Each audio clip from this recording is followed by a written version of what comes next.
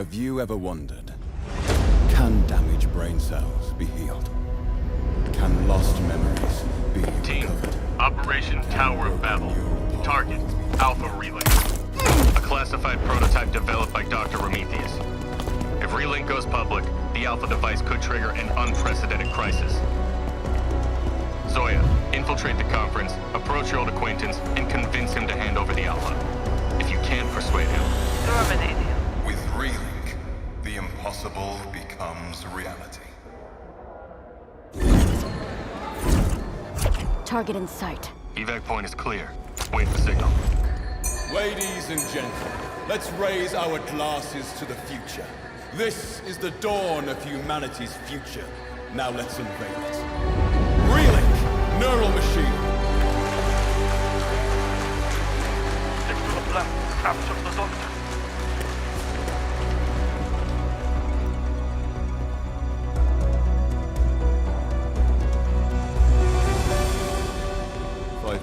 Thank you.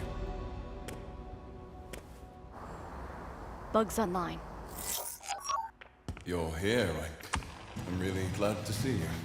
Look, our Alpha has finally succeeded. Maybe it's just your success. Have you forgotten already?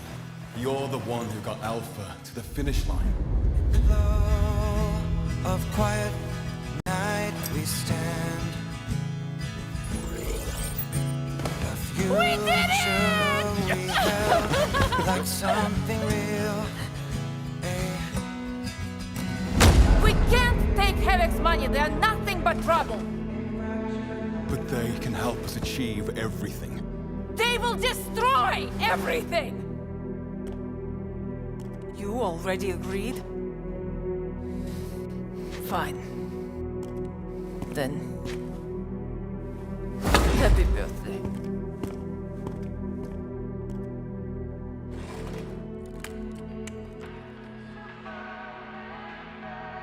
I will save the world. Is this how you plan to save the world?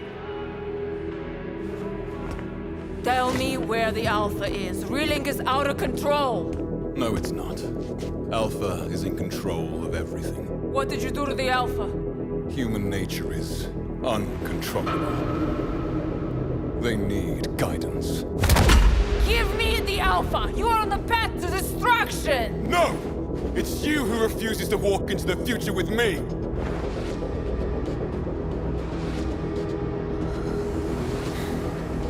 I never thought I'd see you again.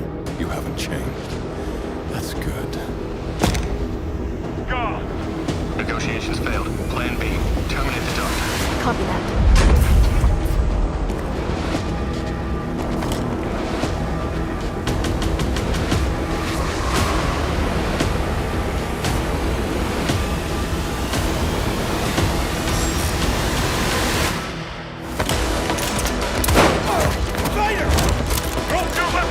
The Alpha's in the doctor's hand! Hold your fire!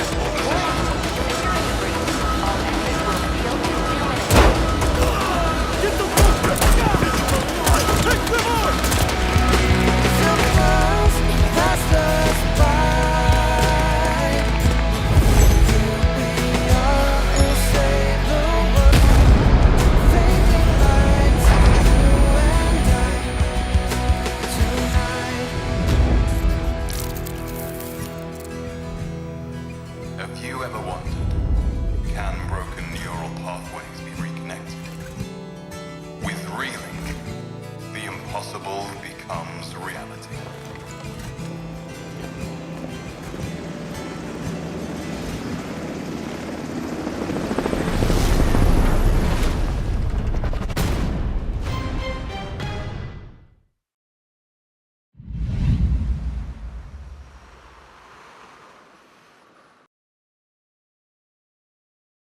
Originally formed by past members of Delta Force, the Global Threat Initiative is an elite team of international peacekeepers.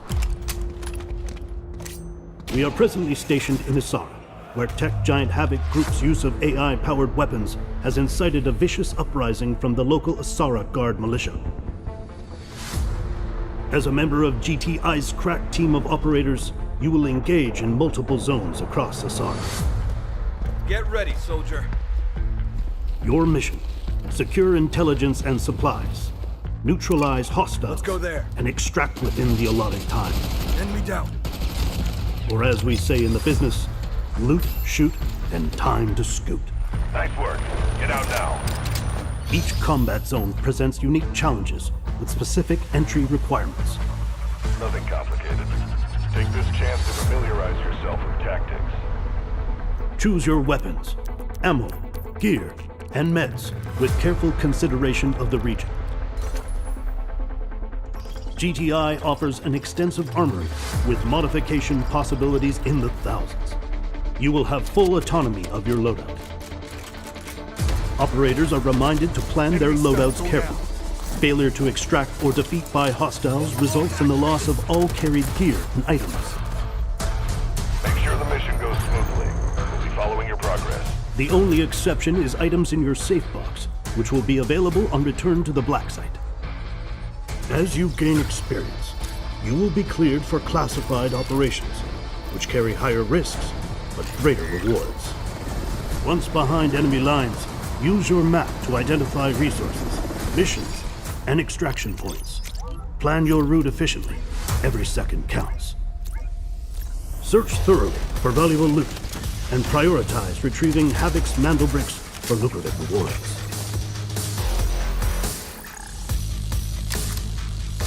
And remember, others' losses are your gains. Search hostiles after taking them down. When you're ready, plan a safe route to an extraction point to get back to base with your hard-earned loot. Extraction points vary. Some are always available, while others open randomly or have specific requirements. The extra basket. Welcome back.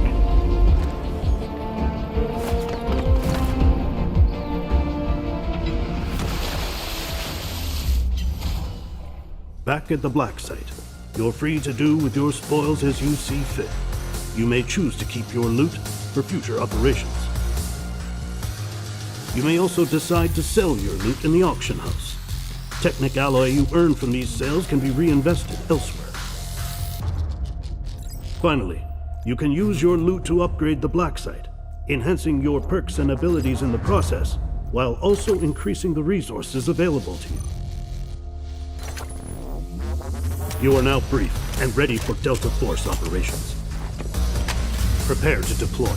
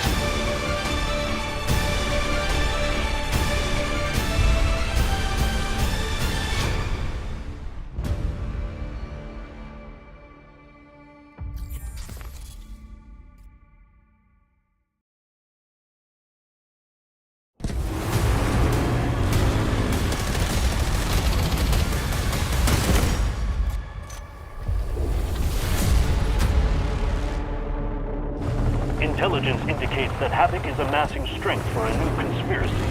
Operators, we must eliminate their plot before it takes root.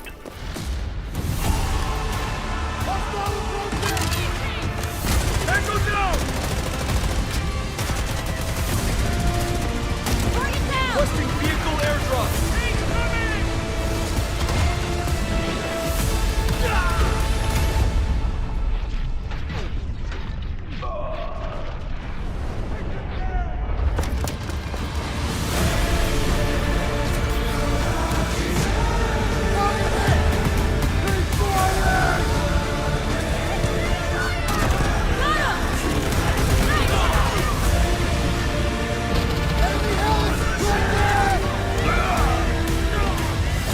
There's nowhere to retreat to.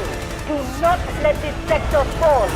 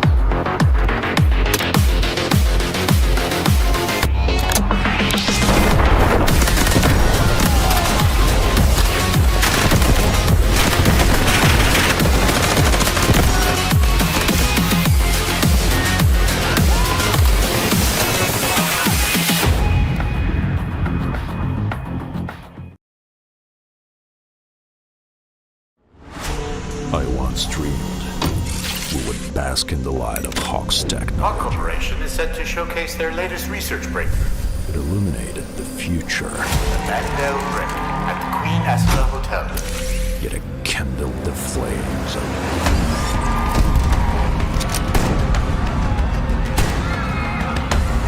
battles,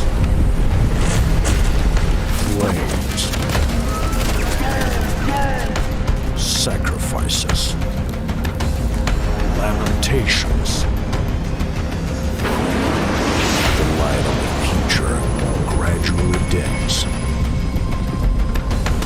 I cannot ignore all of this.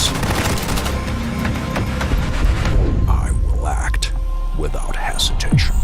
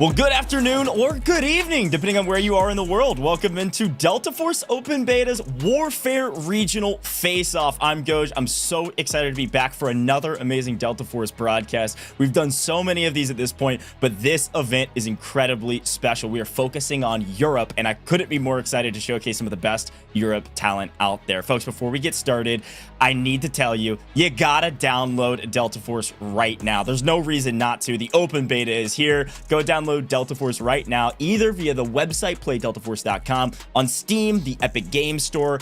Go get involved. It's free. They are committed to no pay to win and a ton of fun. All of those links are going to be down in the description below if you're on YouTube, or we've got panels down below if you're on Twitch, and the moderators can help you out everywhere else. Speaking of all those platforms, by the way, this is a great time to go ahead and drop a follow wherever you are watching us right now. We are live literally everywhere: Twitch, YouTube, TikTok, Facebook, and even Twitter. So make sure you go drop a follow now, and go join the official subreddits, the Discord. There's a ton of social medias out there that Delta Force is involved in, and the Discord has a ton of amazing info. Over 400,000 people in the official Discord. Go get involved, whether you're looking for a group or looking for questions, answers for your questions, or looking to see all the questions that have been asked. That Discord is a great place to go to. All right, so those are a couple of my quick reminders. Now, in terms of things coming up down the line, couple quick notes for you mobile fans out there. First of all, this is a big deal. Mobile is coming soon, but you can register now. Pre-register for the game on mobile. This is in the App Store, Google Play Store, and Google Play Games. I've been hearing this. I talked about this last broadcast. All of the mobile creators out there are really excited for this one. The tests have gone really well. So pre-register now. This is going to help you stay up to date on your release times for your region, and also get all the info that you need for when it drops for you. And speaking of when it drops, January 20th, 2025, mobile is coming. App Store, Google Play Store, and then Google Play Games. This is so cool that Google Play Games is supporting Delta Force on mobile so that you can play on mobile and also play at home on your setup. And that will all go back and forth in terms of progression. Some really cool stuff coming with Google Play Games. Make sure you check that out. So, those are our updates. I know our mobile fans are excited, but I also have a whole nother group of you out there that love the campaign of games like this, and this one is incredibly special. I know a lot of people have been waiting for this, so I need everybody to get ready to experience that timeless classic of the Mogadishu town, the street battles, the night ops, the crash sites. Black Hawk Down campaign is almost here. Let's take a quick look at this video to learn a bit more.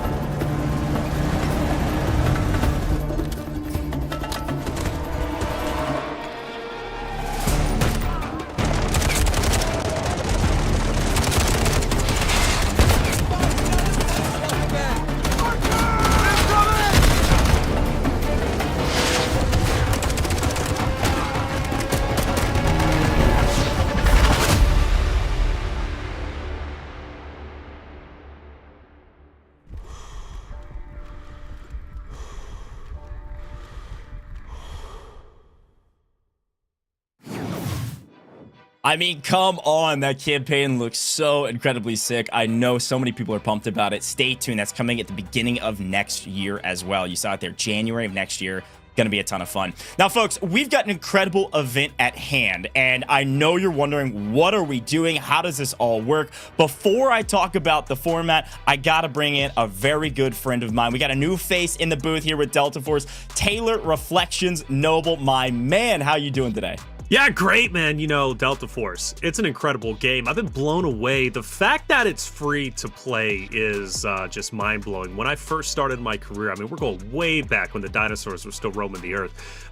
You know, the fact is this game would have been something like $60, $80. The fact that it's free and it feels so complete, it feels so good. Just queue in, go and play with your friends, and the best price out there, like I said, free is incredible. It really is. I've had so much fun playing this game, and honestly, Goes, watching you and Tiff throughout the previous weeks, right? You know, watching these wonderful teams and players from all walks of life and all scenes getting involved with this game. I think it's special.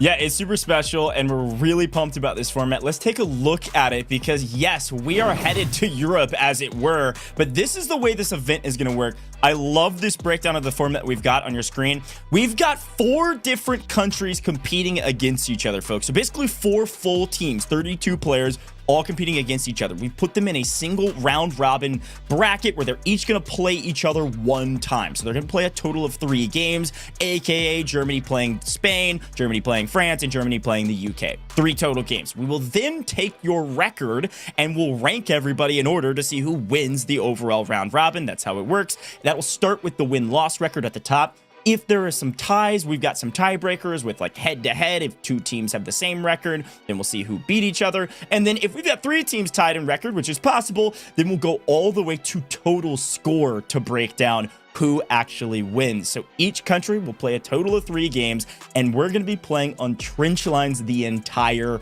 time. I am pumped about this. Trench lines has got to be my favorite map, I think, right now in Warfare. It's incredibly dense, incredibly fun, incredibly unique. So we're going to be playing a ton of trench lines today to see who comes out on top. But we got to talk about the prizing, Taylor. Talk about what you're seeing. There's a lot of ways to earn some cash and some sick hardware. Yeah, honestly, it's pretty awesome, right? $10,000 first and foremost to the winning team. Let's start there. And everyone, all 32 players are going to get paid. Now, it does prove valuable, though, to play very well today. In fact, you'll notice 1 through 10 will get $500 each, 11 through 20, and 21 through 30 seconds. So the better you do on your respective squad, on your respective team, the more money you're going to be earning, right? But then you also have some additional prizing. The most valuable squad, the total score, the squad with the highest total score over the 3 matches on the winning team will earn themselves an Alienware monitor. And I believe I've seen that monitor in person. Let me tell you, that is an upgrade to what I currently have. I love that thing.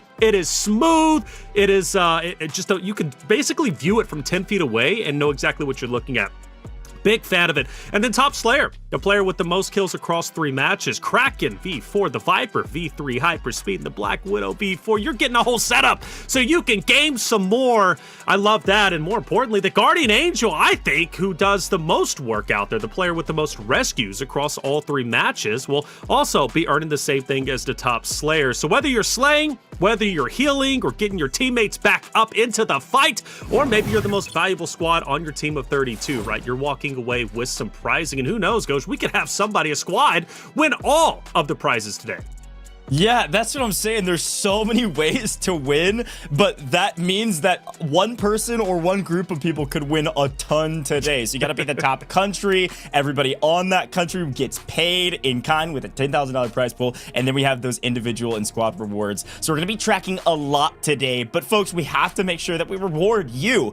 I've been telling you for months now, I'm a man of the people. We've got Twitch drops active here, and of course, everybody else can earn all of those amazing prizes. You get to earn these incredible prizes just by watching the broadcast and by watching our creative streams. All of our creators are streaming all over the place. There's a ton of them. Go check them out as well. But while you're here, you actually can start earning as soon as 15 minutes after watching, and then each of these rewards get unlocked as you watch. Sprays, skins, calling cards, all exclusive for this event and for this open beta launch. We've had a ton of fun over the last week or so. The game has been out a little bit over, actually, at this point, and a ton of hours have been logged by not only us two here in the booth, but also a lot of our creators. Taylor, let's take a look at our teams today and what creators are getting involved, because this is where we get to have a lot of fun chatting. Here are our 4 countries, like I mentioned: France, Germany, Spain, and United Kingdom. And we have 2 kind of creators that are being the captains for this entire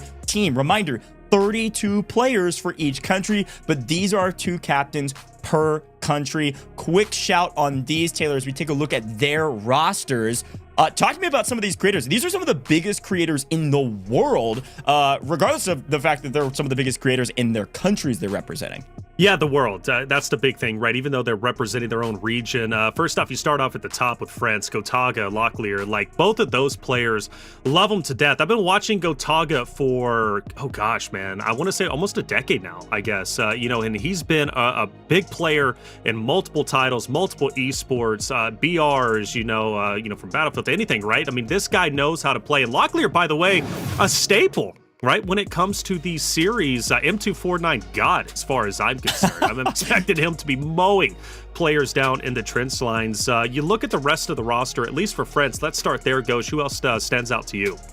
Yeah, I think for both of these two players, they're bringing in people that they are comfortable playing with, right? And that's something that you see oftentimes. As captains, they want their squads to be stacked, and so they're bringing in people they've got good chem with. When it comes to Warfare, it's going to be a ton of chaos. But when you do have some chemistry with your squad, you're making sure that you've got a nice spread of, different types of operators. That is going to help you out a ton. Be able to use respawn beacons and everything in between to play off of each other. But I'm looking actually down at the UK. We've got several folks in the main broadcast chat here on Twitch that are cheering on the United Kingdom. My good friends Stod and Westy, we've had them in the booth a ton over the last couple months here with Delta Force. I'm expecting them to do fantastic. They have a ton of experience in this types of games and in this specific game mode. Benny Central, Tactical Brit, Gagad, Fixate. I mean, these are staples in the communities out there for the shooter communities. I think these two teams are really, really strong. I'll be really curious to see how their overall country does. Yeah, United Kingdom is stacked as far as I'm concerned. Tactical Brit, you never know. It's a wild card, right? He's such a great player in another title, but he's very tactical. I mean, it leads up to his name. We've seen him win events where he shouldn't win, right? Or qualify, I should say, for events where he shouldn't qualify. He's going to be an absolute beast today. United Kingdom, we're going to have all eyes on them. Westy started leading the charge. I think they're going to be great. But Spain also, Gref G, Mixwell, Gref G, another staple when it comes to just content creation, esports, right? Gref G has played so much across many broadcasts. He's going to be incredibly valuable today. His fan base, by the way, is just rabid. I love them. I really do. They're going to be out in troves today supporting the Gref G, man. So yeah, you got some big faces here, and rightly so for a game that, again, is free to play, has mobile on the way, has so much going for it, right? Delta Force, man. I think it's got a great future ahead of it. Well, let's take a look at the schedule because I believe our game's about to start. So let's take a look at it. We got to get into this. Here's our first round matchups. We're gonna be starting obviously round one. We're gonna be booting up our lobby as fast as possible, and I have a feeling I think we're about to jump into game. United Kingdom versus France, Spain versus Germany to kick things off. And Taylor, I always do this, so I'm assuming you're expecting it. We are already jumping into predictions because we are gonna be out of here quickly. We're gonna be starting with United Kingdom and France, Spain versus Germany. Who do you have winning our first round matchups as these games get started? Gotta go United Kingdom all the way today, just because we have, granted familiar faces there that we've been casting over for the longest time, but it feels so weird to bet against France with Gotaga and Locklear. I think they're going to be great. I really do. Gotaga is going to be a beast. Locklear, again, M249, he's going to be gunning down players left and right. The fact that we're going in the trenches, I expect those two players to just be going absolutely massive. And whoever's playing with them, too, to really want to showcase not only to Gotaga and Locklear, but also represent France. A very patriotic region, right? But UK, I got to go with them. Goj, are you with me or against me? Always against you, Taylor. Any prediction that you pick, I'm going to pick the opposite. And also, I'm going France all day today. All right. I think Locklear might have the most hours in this game out of all the creators playing. I'm not positive about that. I know he's played a crazy amount of both game modes. I think Locklear's squad's going to do really, really strong, really solid. I think Gotaga's squad is incredibly, incredibly good, like you were talking about at the top of broadcast. I'm going France all day, all right? I love my UK creators. I'm going to be cheering on Stod and Westy a ton today, and maybe they win the rest of their matchups. This first one, I'm giving it to France. We're going to be hopping into trench lines here in just a moment to get into our very first game of the day. What you can expect, folks, if you haven't played a ton of Warfare, it's gonna be chaos. With trench lines, though, Taylor, I know you had a chance to kind of check out some of our other broadcasts. I think every single map, vehicles are obviously the power play. They are the difference maker. They can be make or break of your entire game, whether you're attacking or defending. On trench lines, they are still incredibly effective, but they are not everything. I think trench lines is such a unique map where you kind of progress through the map and vehicles have a different place in different sections of the map. In the very beginning with the actual trenches, they can't do a whole lot for you. I mean, you're running the trenches. So let's see how it all works out. We're going to hop into our very first game of the day. It's time to get involved. Let's see it. We're going to be starting with good friend here, Stod, who immediately gets cut down. It's going to be chaos all day today, folks, but important to recognize attack versus defense. So we have France defending. You can see it now, swapping over to Locklear's perspective. Electing to run sniper start here, protecting the trenches at the beginning, Taylor. I like this. Yeah, you know, snipers, I'm trying to figure out how valuable they can be in this game mode, because for me, for example, I love to run and gun, right? That's just my style, but it's not the best style per se, but I think right now it's definitely going to be valuable. There's nothing more infuriating to running in the open field, and before you know it, you were just sniped down and out, and you're out in the middle of nowhere, nobody can res you, and then you got to waste, you know, valuable lives. Fortunately, at least the ones that he's going to be downing will have unlimited lives, right? Because they're going to be on the defensive side. But I do want to ask you, more so than the sniper, right? Let's talk about some of these operators, because I think there's a lot of potential to mesh and meld these operators to really get an advantage on the battlefield. For example, right, you see the smokes up ahead, that's great. And meanwhile, Luna, right, that detection arrow is incredibly beautiful and gives you an opportunity to gun down players who won't even be able to see you, whether because they're in the smoke or because they're behind cover. How do you see the operators working in tandem with each other, Goj? Yeah, I think the kind of metas of the operators are incredibly important. I like that call out. I think you're going to see a lot of people just playing around with some of the different metas. You have to use the respawn beacons, though. We've seen that time and time again, that the respawn beacons are everything for these games, because it allows you to really aggressively change your pushes. For especially on attack, like you got to be able to put some of these respawn beacons up close to some of the points so that you can really push with your full squad. So we're talking Hack Claw, right? Hack Claw's one of the ones. Hack Claws, Lunas, you know, those are the ones you got kind of personal respawn beacons, and then you can also call in some of your backup systems, support systems. You can call in some more like team-oriented ones. There's a lot of ways to really help out your team.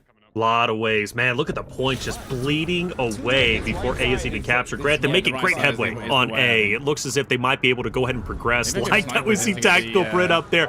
Going to get to see what he's up to alongside Hotbreak as well as Benny Citro. You want to talk about chemistry? This roster, at least this squad here specifically, has a ton of chemistry.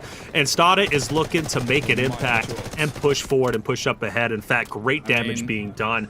You know, when we think about these sectors, when we think about trench lines, there are certain specific points where you're going to be gaining your lives back when you're on the attacking side. I expect trenches to take quite a while to capture. It's always chaos. It takes a little bit of time, right, to get in there, get your B1 and B2. But at least when you go on to C, right, you go on a little bit further, I think that's where you gain a lot of your lives back, and then you can then progress onto the next set of sector objectives. But as of right now, things seem to be going well. I went with United Kingdom for my prediction. You went against the grain, right, because you just hate me, and that's fine. I'm thinking UK's looking great. They're off to a wonderful start. Yeah, let's do a quick listen in here with the folks here with the UK and see what they're saying as they try to push these points. I'm down. I've got, oh my, wow. Yeah. Their players are insane on this. Yeah. They will be good. They will be good. They're all decent players. They all know what's going on. Don't know if you go for the res now.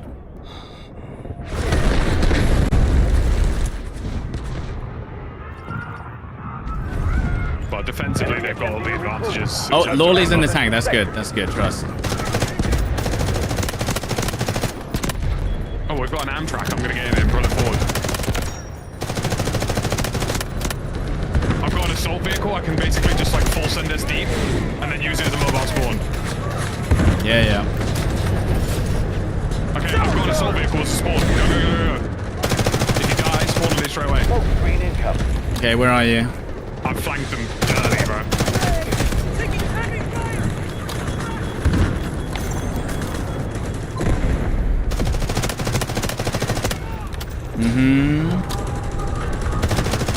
Come on, use me as a spawn, people. I'm gonna try and get left side. I've got a vehicle I've got a spawn beacon down. I put a custom spawn beacon down. Yeah. Taylor, I am loving these comms. I'm really glad we did a listen in there because you're getting a chance to look at the craziness that happens when you're on attack. You've got to focus on your respawns. You heard them talking about that. I believe it was Tactical Brit saying, hey, people respawn on me, respawn on me. Putting down those respawn beacons, incredibly important. And then also, you're seeing some really solid gameplay there from Stod.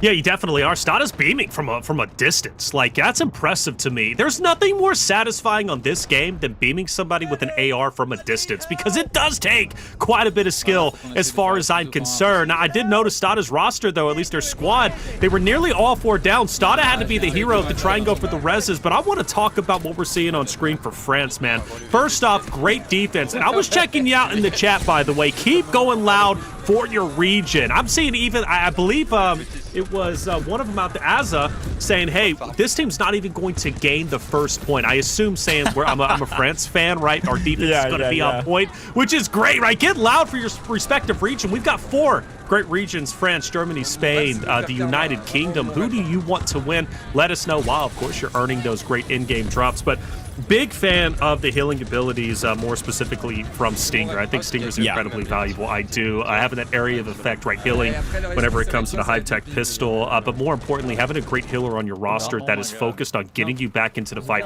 so you're not wasting valuable lives, specifically when you're on the attacking side, is incredibly valuable. A lot of players, such as myself, want to get out there, run and gun. I want to snipe, right? I want to be the one slaying out.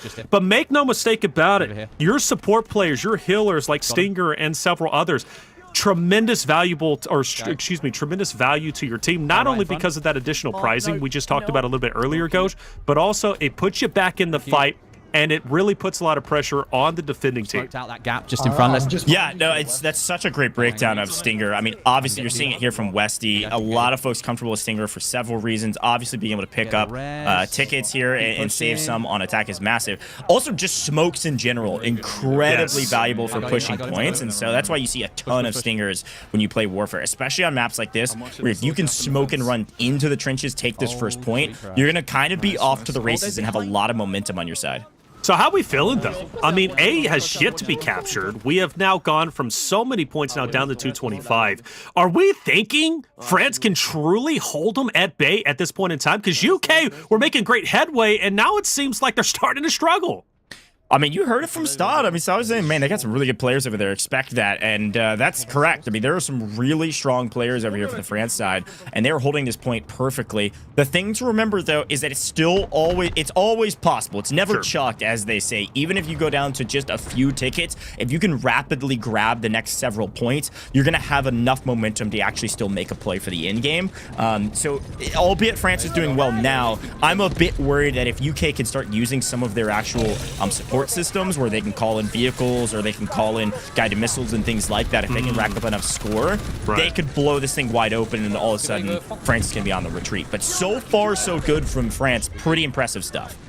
You know, one thing that shocked me about this game, Goes, when I got into it, was the amount of abilities that the operators have. And it's like, it seems so old-fashioned right here, you know, like in the trench lines, and it just seems like so, like kind of World War II-esque in a way. But you also have that future-esque, you know, abilities, which is really cool. I think this game is easy to get into and play, and I encourage everybody out there, with it being free to play, download it, go play it, try it out for yourselves, especially with the new skins that you're going to be earning today watching, right, on the Twitch side. But more importantly, get out there and try it and play it and find out what operators work for you. I think it's easy to learn, it's easy to pick up, but I'm telling you, man, if this game has legs, which I think it does, Goj, you know, like I said, with mobile as well as on PC and stuff, like, dude, I think this game is going to have such a high skill ceiling. I cannot wait to see how these professional players, or who develops as a professional player, how they learn how to mesh and operate the operators. This game is complex, even though it's simple to pick up and play. Totally agree. I love the breakdown. We'll keep kind of listening into some of our creators' streams and see how things are going. I think, though, Gataga and others just mostly locked in. So let's do a quick listen in with the France side here, and seemingly all things good on the defensive side.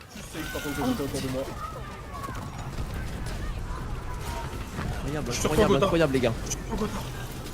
On est tellement tous morts sur le point, c'est tellement la merde. On a la balise, go, go. gens sur la balise? J'arrive. Non, non, vous pouvez venir, balise. Oh, Gasgo qui fait le flanc à droite. Oh, faut sortir. Ah, ils ont qu'à reculer, les gars. Oh, ils m'ont eu.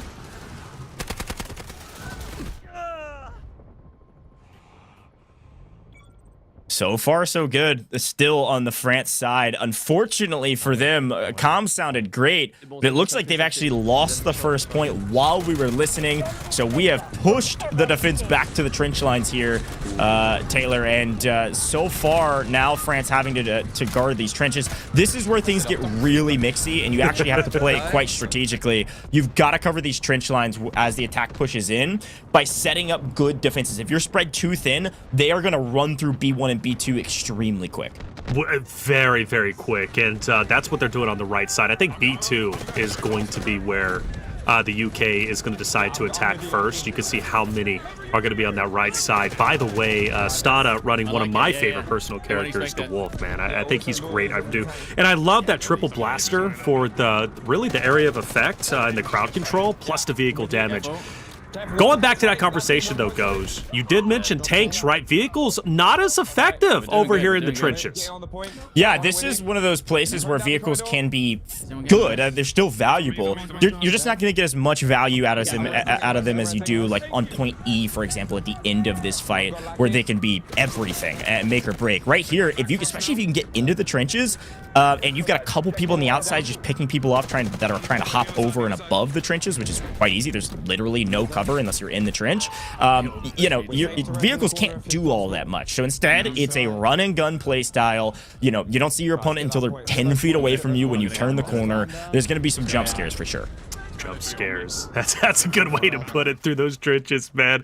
It gets pretty wild. Now going over towards France. B2, again, that's where UK was putting a lot of attention, and they nearly do get it capped, but it looks like French on the defense won't manage to get it neutralized once again, or just nearly. Gotaga, though, seeing him on screen, going through some issues, but getting back up on his feet, but only for a short amount of time. Like you said, those jump scares, dude, turning those corners. The trench lines are absolutely wild. And for Westy and his crew, unfortunately, looks like all four are about to be down. Stoddy is nearby. He's dead. No, they nicked our vehicle! It sounds like not only did teammates get wiped, they also had a vehicle stolen potentially, and I think Lockbear is going to maybe try to make quick work of that. This is an important call out too, is that you've got to have folks that can pay attention to where the vehicles are and take them out quickly using the engineer. Usually is what you're going to want, to have the 18-4 rocket launchers to be able to take down some of these vehicles. And it looks like Stod gets maybe run over potentially by his own vehicle as somebody snatched it. So tough. That's so confusing. Then it becomes their vehicle? Yeah. They're taking B1. Oh, damn. You know, one thing I like about this, you hear the creators, trying to figure the game out themselves as they play, right? It's still relatively new, it's fresh, and I think that's exciting for so many content creators, and us as well. The respawn beacon is down. You mentioned how important those are. And the United Kingdom, again, trying to make great headway, and in fact, they are making excellent headway. A lot cleaner this time around than it was for the first point, which is surprising to me. I expected B1 and B2 to be more difficult, at least from what I've observed and played in the past, but it seems like, man, the United Kingdom flowing through B1 and B2 very quickly. Yeah, they just need an entry point. The classic moment, what we're seeing on broadcast, though, is the tug of war. B1 and B2. When everybody pushes for B2, B1, you lose it. When everybody pushes for B1, you're going to lose B2. So you have this kind of tug of war happening between these two objective points. You can see there's nobody attacking B1 right now. You saw it all on that B2 side. And now you can see it from the defensive side, B2 rapidly going down to the other team. So all the action is going to swap over here. Who's going to lead the charge to try to take the other objective while the main force is here? That's the chemistry, that's the coordination that can change the way these points go. We might be here for a little while because that tug of war is going to be happening for a while. Albeit, there's only 135 tickets right now for the attack, which is actually pretty low. I was going to say it's very low, and that's due to France and their defense. They've done such a great job, and a lot of damage was done from that initial point. You know, I talked about it, right? There are certain points where you get your tickets back up on the attacking team, and I expect that to be the next point, that or the next objective that we move to, but we might not get there. Anything is possible. But France, Go Taga-led roster along with Locklear doing such a wonderful job putting up their defense, and the United Kingdom, they're feeling the pressure. Ouais, ils ont repris. Ouais, ils ont repris. Oh non. Faut vraiment qu'on garde un side et qu'on garde du début à la fin, je pense. Parce que là, le fait qu'on fasse des allers-retours, ils nous prennent les points. Gotaga's got a nice angle, but unfortunately, it does look like both points were capped right underneath their noses. Out of nowhere, what we thought could have been a tug-of-war for a while. I think they're listening to us, Taylor. You know, I asked for a small strike team to make a move to the other objective and grab the point. Right. They were able to do just that. So you see, France has to back off, and we're already into the next one.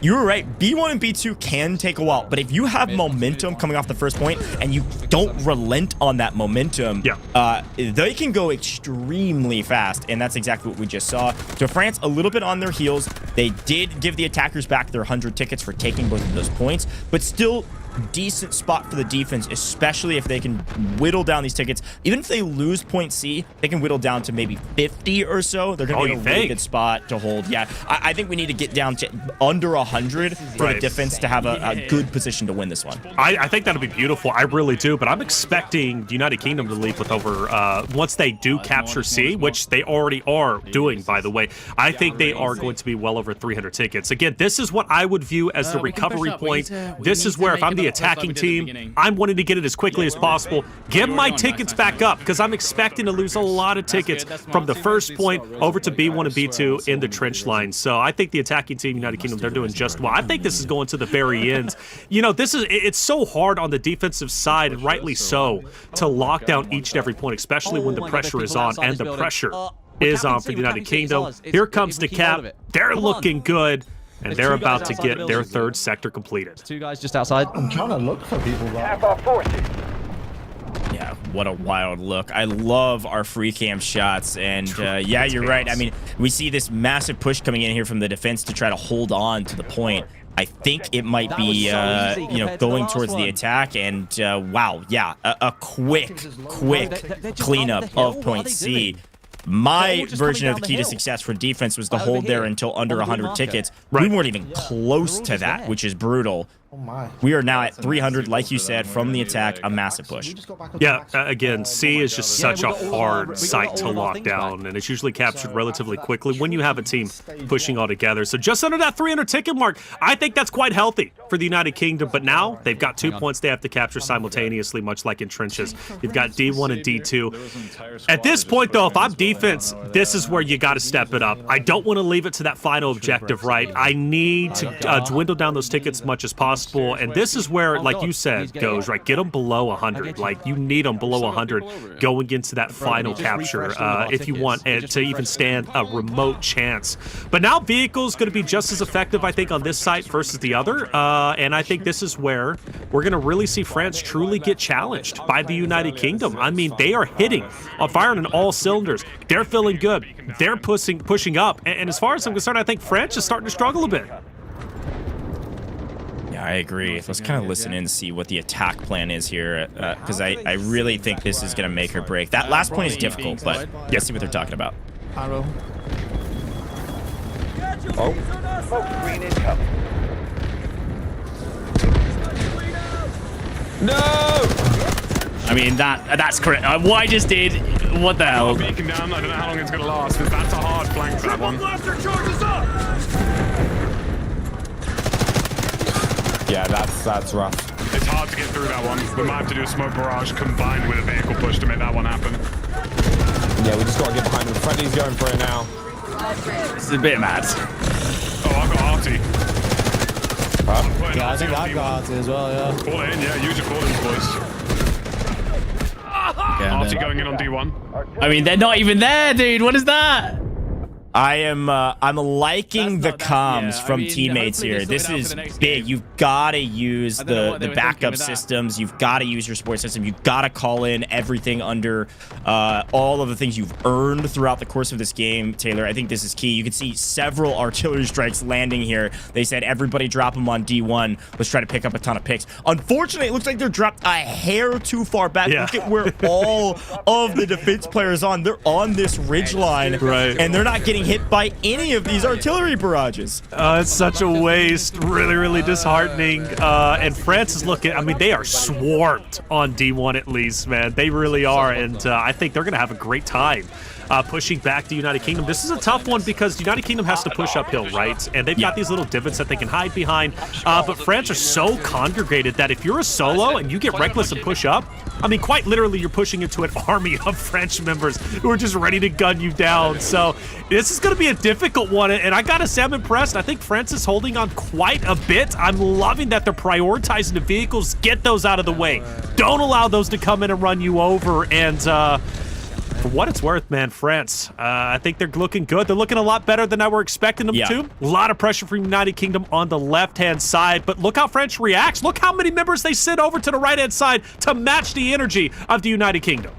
Yeah, I think right now, if I'm the UK, I've got to play that tug-of-war play. I've got to go swing over to D2 instead and make a hard move so that at least some of these players that are holding down D1 with a nearly impenetrable wall of people get weeded out so there's actually a play at D1. Right now, this is kind of running at a brick wall. So you're seeing a lot of vehicles getting called in and blown up quickly, which is really well done by France. Let's kind of listen into their comms here as they're chatting about making sure, I think that call there from Gataga was making sure that vehicle that just got called in doesn't become a problem. À droite, ça push sur vous. Attends, c'est passé. À droite, c'est passé, les gars. Oh là, ça passe beaucoup, ça passe beaucoup. Ah, je peux pas, il y a trop. Ah, il y a beaucoup. C'est mort à droite. Non, je crois qu'il y a encore beaucoup de verre. Hein. Putain, à droite, c'est la merde. À droite, c'est la merde, les gars, no joke. À gauche, y'a rien. FF, j'arrive. Après, ils ont pas touché le pont encore, donc on est pas mal, mais. La droite, en soi, c'est en rocher aussi, ça se gatekeep. Hein. Ouais, en vrai, vas-y, je reprends le top là. Ah, y'a un véhicule dans notre dos qui spawn trap chez nous, les gars. Je reveal toute la droite, moi. Vous allez les voir. Ouais, vous les voyez là. Un mort à droite. Ils sont tous là. Je suis avec toi, je suis avec vous. Ah, il faut qu'on joue low, hein. Je me push. J'ai pas de spawn à mettre là. Je me fais exploser, mais. Un mec allongé, plus loin. Allez, debout!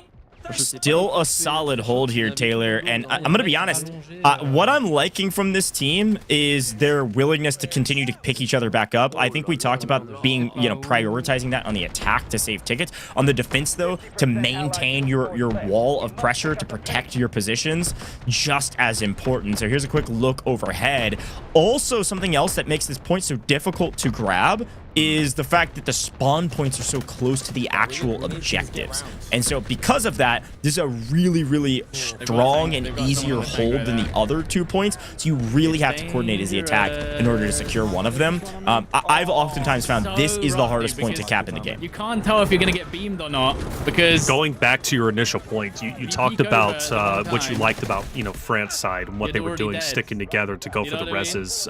Even though they have unlimited tickets, in my opinion, is incredibly important. And the reason why, when I play in a lot of pub games, I've noticed on the attacking side, my teammates are much more willing to pick me up because we have limited tickets. They understand the value of picking each other up. But on the defensive side, my teammates aren't as willing to go for pickups across the board because they have unlimited tickets. Why? I want to keep my position. I don't want to put myself out in the open and put myself in danger to pick you up, right? Just go ahead and respawn. But the thing about that is one less player can make a tremendous difference. You don't think about it in regards to that because it's one less player in that initial fight, but across the board in a different sector, another guy's not picking up his player, and therefore now you are down another member. So it multiplies quite quickly.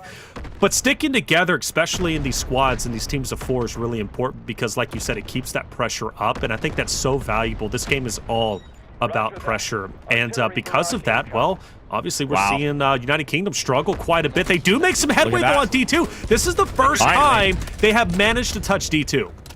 Yeah, and this is exactly what I was talking about. They sent a group, a squad, swinging around the side, this kind of tactical strike force goes. It's always chaos in warfare, but you can play tactfully, especially in moments like this where you have to break a point. Look at that, D2 being cut away by what was originally a single group of 4 players that has expanded into more. Now, because of that, we lose D2. We keep up the pressure on D1. There's still people taking shots at the defense. They can't fully back out, and now everybody comes swinging at D2 to try to save it. Guess what? D1's going to be wide open. Here comes this tug of war. Now's a chance for the attack to make a move. This is big. Ouais, c'est ça le truc, ouais. Reskin, je suis réserve si jamais. Je vais essayer de descendre. Moi, je pense que c'est défendable, non? Ah, c'est chaud. Non, non, non, ils sont tellement. Nos alliés, en fait, ils y vont. Artillery barrage incoming. Well, D2 has been captured, at least for the moment being, so now France has to try and retake that for themselves. But UK finally making some headway. Keeping them below 100 tickets is definitely what France wants to do. But United Kingdom, they understand the importance of this. They need to make a great concerted effort for the final points. In doing so, they are going to require quite a few tickets. But even still, the job is not done. So much more needing to happen. But D2 is now starting to be captured. D1, a little bit of a decap there happening. Though, like you said, that push and pull, the tug back and forth. United Kingdom, their tickets are bleeding. Can they get D1 and D2 in the nick of time? Yeah, they got to make a move now, basically. This is kind of those make or break moments we've been talking about. Quick reminders, by the way, folks at home, there are tons of prizes up for grabs right now for our players. Not only top individual players across the board, but also with our prize pool of the winning country, and winning these matchups are huge. But there's also like the people that are going for rescues, prioritizing rescues, picking up players. They could get rewarded as well. And then also just top Slayer in general, let alone the most valuable squad. So we've got a ton of ways to earn rewards here on this event. And you can see a ton of rescues from some of the players in the lobby. Others definitely prioritizing kills. Ooh, is this it? Will D1 and D2 be captured? So close. 76 tickets remain, now 75. It's dwindling away. I don't want them to hit that 50 mark going into the final objective.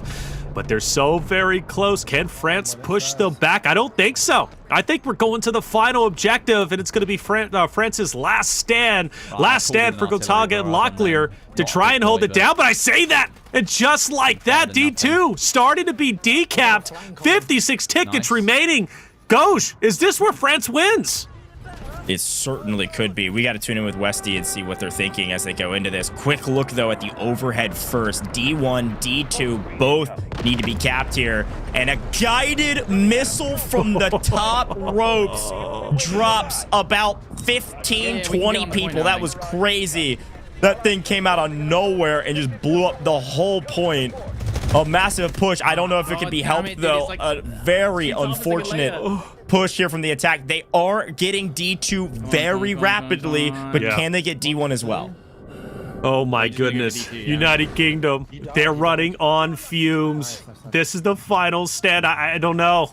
Chat, can they do it? Is it possible? They've got to go full send. Westy, he's angry. He's pushing up by himself. Really, that's his only choice at the moment. He's down all 4, at least for this squad. Down and out. Now 26, soon to be less than 20. D2 has once again be recapped. France surely going to win this objective, going to win this first game. Okay. Look, I'm not saying I told you so yet. You never know what could happen in the final moments, but I definitely think, you know, France has set up really good positioning on D1, D2, had done a great job of preventing the push, and I think it's just a matter of time at this point. Yeah, I think it is, but you never know, right? When it comes to war, anything can happen. Valuable tickets can be gained. D2 starting to be captured, but is it a little bit too late with just 14 tickets remaining? I thought surely we were going to the final cap, the final objective, but you mentioned that pressure, the revives from France, right? Specifically, we're watching Gotaga and his roster. It was beautiful. The comms were clean, and now it seems it's all but over with, minus a final Hail Mary with just 3 tickets remaining. The United Kingdom looks like they are going to fall, and France, with Gotaga and Locklear, should take game number 1 in their round robin. Congratulations to France, man. They're able to hold the points. Really well done across the board here from the squads. I'm impressed with France. I gotta say it. They really figured out the defense. They thought maybe it would be easy at the very beginning, and then once things got wiped, things would change. They had immediate push through that second point. We got to remember too, the attack really had a ton of momentum. They were able to carry forward into the second points. Once we got to D though, total change. And I think several reasons why. I think the spawn's obviously a lot closer on D as you're holding the end of this game. But also they set up that perfect spread across the front of the ridge. And like you said, pushing uphill, so difficult. And I think the key there, that's when vehicles start coming into play, and that's when vehicles make a difference. And our attackers couldn't get a lot of value out of their vehicles, which means they didn't have a lot of like engage push. Well, because France was putting so much pressure on those vehicles as soon as they would break forward onto the attacking side, right? To go for D1 and D2, France was immediately taking them down. There was really zero value, but I think one of the most devastating things was off the rip. You mentioned the artillery barrage. It was just a little bit too far back. You want to take your defensive players off of that front line so you can apex the hill and ultimately get into those sandbags area, or in general, the cover of the D1 and D2 position. United Kingdom wasn't able to do that because that artillery barrage was missed. I think there was a secondary artillery barrage, but again, it was a little bit too far back. So I think the 2 times the artillery barrage was used, the United Kingdom kind of wasted it. They really did, and therefore France wasn't punished, and they were able to stick together. They didn't have to worry about the artillery. They were just able to slay out. But the teamwork, you mentioned that, and I think that was the biggest thing, sticking together as a squad, constantly getting the reses, not straying away too far from each other, was one of the contributing factors to their success on D1 and D2.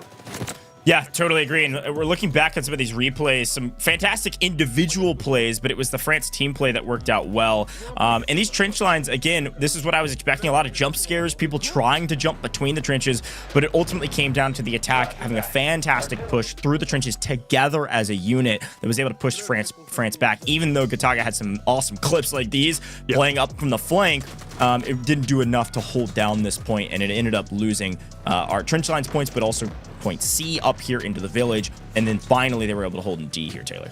I will say I was surprised in trenches. We didn't see enough, or really any of the M870 shotgun. I think that's incredibly valuable. There was a smaller content creator, his name was Ravik. I was watching him. He was devastating in the trenches with the shoddy, and I thought that was going to be more valuable. It wasn't, and who knows? Maybe that's what the French side needed to kind of shut him down a bit more, because I thought that should have been way more of a fight than it was. To United Kingdom's credit, they soared through and did a great job, but this is where it all ended. D1, D2, and my lord, that rocket just, like you say, taking down 20, that also didn't help the effort of the United Kingdom. Yeah, no, I totally agree. I think your call out, by the way, on the artillery strike was probably the best call out of the day. I think that's the one that changed the game. When those artillery strikes were coordinated, called in as a team, and missed, that's when there was little to no hope for our attackers. Like, those are the moments that you look back on, you're like, man, if we would have called that a hair closer on the actual ridge itself, if you knew that that's where everybody was, all of a sudden D1's blown wide open and D2 is open for the pickings. I think there's a huge option there for our attackers to win. It was just an unfortunate timing and placement of some of the support systems. So great effort, but still we're going to see a win heading to France first. Reminder, folks, we're going to be hanging out in trench lines all day today, swapping attacks and defense so that everybody plays both sides. And but right now, France up 1-0 overall record, UK 0-1. But those at home that know round robin, you know that anything can happen, and we likely are going to see some tiebreakers in record. We could see 2-1, 2-1, 2-1, 0-3. We could see, a 3-0 team, a team that goes undefeated, and then a 1-2 split across the board for the other three to have three-way ties. There's anything can happen, folks. So because of that, we got to stay tuned to see what UK is going to be able to do. Even though they're starting down, Taylor, there's still an option for them to still win it all here. Without a doubt, you can always come back, and that's the beautiful thing about Warfare, trench line specifically. You can always come back, even if your tickets are low. Hey, even though the United Kingdom suffer a loss, that's all right. I still had a blast watching it, and I hope you did at home. Again, if you haven't played this game, get it downloaded, try it out. It's such a beautiful game. The fact that it's free to play is just absolutely wonderful. I can't wait to get my hands on it when it comes to the mobile version. And let us know, what are you thinking about it over out in the chat? Who do you think is going to come out on top, and who's your favorite respective region? It seems like everybody's supporting, whether it be United Kingdom, Spain, Germany, France. Like, they've got supporters in the chat. I love it. Get loud. We've still got a long day ahead of us. Yeah, totally agree. Well, folks, a couple quick reminders for you. We are working on making sure that our server pings are going to be lower for our players. So don't worry. We see you. We hear you. No worries there. We're going to get this lobby spun up as fast as possible. We should be hopping in the game actually very shortly. So stay tuned on that. But while we wait, let's take a quick look at a promotion here about Trench Lines, our brand new map here with Warfare. If you haven't tried out this map, we're showing it all day today. But let's take a quick look at a video.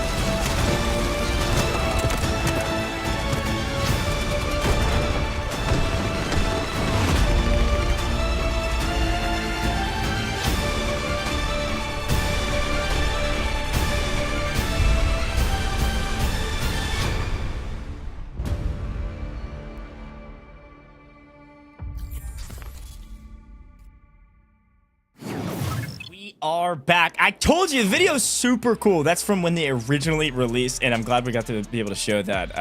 I love the Trench Lines map. I was saying this last broadcast about a week ago at this point when we did another Warfare event. I think of all the maps we played, Trench Lines is my favorite. There's just so many points to cap and the map changes. So cool to see that video. Folks, we've played our first round of matches and had a chance to spectate the France and UK one, and it was a ton of fun, but we still have 2 full rounds of matchups happening. We basically have 2 matches going on at the same time to basically figure out which of these teams is going to be the best squad. They play each other once, and that's it. So I'm excited to see what happens in these next 2 rounds, but we only have 2 more rounds. This is going to go very, very quick. We're going to hop into that game in just a second. I got to give you a quick reminder to not only download the game, but also follow us on socials. Folks, this game is free to play, all right? So go get involved while you can. Open beta is here. We've been waiting on it for a very long time, and you can actually download the game via the official website, which you see down below, as well as all of the ways you can get the game on Steam and Epic Games, whatever you prefer. But the socials, this is key. Whenever we do these broadcasts, I always talk about following all the socials, and it's for good reason. I know everybody has things they want to see in the game, and the best way to get things in the game is to make your voice heard. Best places to do that: Discord, social medias, We have an incredible Delta Force team on socials. We did these roundtables several weeks ago preparing for the open beta, and every broadcast they were like, look, we hear you, we see you, we want to hear more from you. The official subreddit's a great place, the official Discord. There's a whole suggestions channel in the official Discord where you can make all of your suggestions heard, and I'm really excited about that, and we know the dev team is listening. So fun stuff happening, but again, a reminder about mobile coming soon. I know we've got a lot of mobile players out there. January 20th, 2025, mobile is coming on the App Store, Google Play Store, and Google Play Games, but you can pre-register right now. It's been out now. You can pre-register out for a while, and so do that now on all of those platforms so you can get all of the updates on when it's actually releasing in your time zone on January 20th. Cool? Cool. All right. I'm glad you're tracking me. We are going to get into our game 2 here shortly. But Taylor, let's talk again a little bit about this round 1 and what we saw, because we are playing trench lines all day today. So we're going to see, those teams swap on attack and defense when they play another opponent. And so you're going to see France attack here in a little bit potentially, and UK do a bit of defending in a moment against their next opponent. Talk to me about what you need to see from UK to take their record to 1-1 on the defense. I want to see more from the support players specifically. That was one of the things I think the French side was doing very, very well. Obviously, Gotaga was the shining example, and I believe he was playing, if I'm not mistaken, Stinger. The value of your support players, your healers, is incredible. Whether you have unlimited tickets or limited tickets on the attacking side, your support players quite literally make or break your team. So if you're a support player out there, you're a healer, you may not have the flashiest job, but make no mistake, you're putting in a tremendous amount of work and truly are going to dictate whether your team is successful or not. And the reason why I say that is everybody wants to go out there and just shoot, right? Everybody wants to just slay out. And at the end of the day, you're an operator. That's what you are, whether you're a healer or a slayer, right? You're an operator. Bottom line, period. But I think the healers are going to make the biggest difference. And I don't know if the United Kingdom utilized that as much. Now, when we were watching Westy, watching Stada, like we were commenting on it, Ghost. Like they were slaying out great shots from a distance. But when they started to fall, they're separated. Nobody's able to pick each other up. I'm not seeing any healing happening whatsoever. So that's a lot of time you have to stand back in the back lines to go and try and regain your health, right? So United Kingdom, get those support players, really get them into the mix. And more importantly, take a play from the France playbook. Stick together like Gref G, Locklear were doing. They were sticking together so incredibly well. You made a comment on that. When you stick together, you have the chance to get your teammates back into the fight. And quite honestly, Goj, I think getting your teammates back into the fight is almost more impactful than actually taking the fight themselves. You're not wasting tickets. More importantly, you're keeping the pressure on.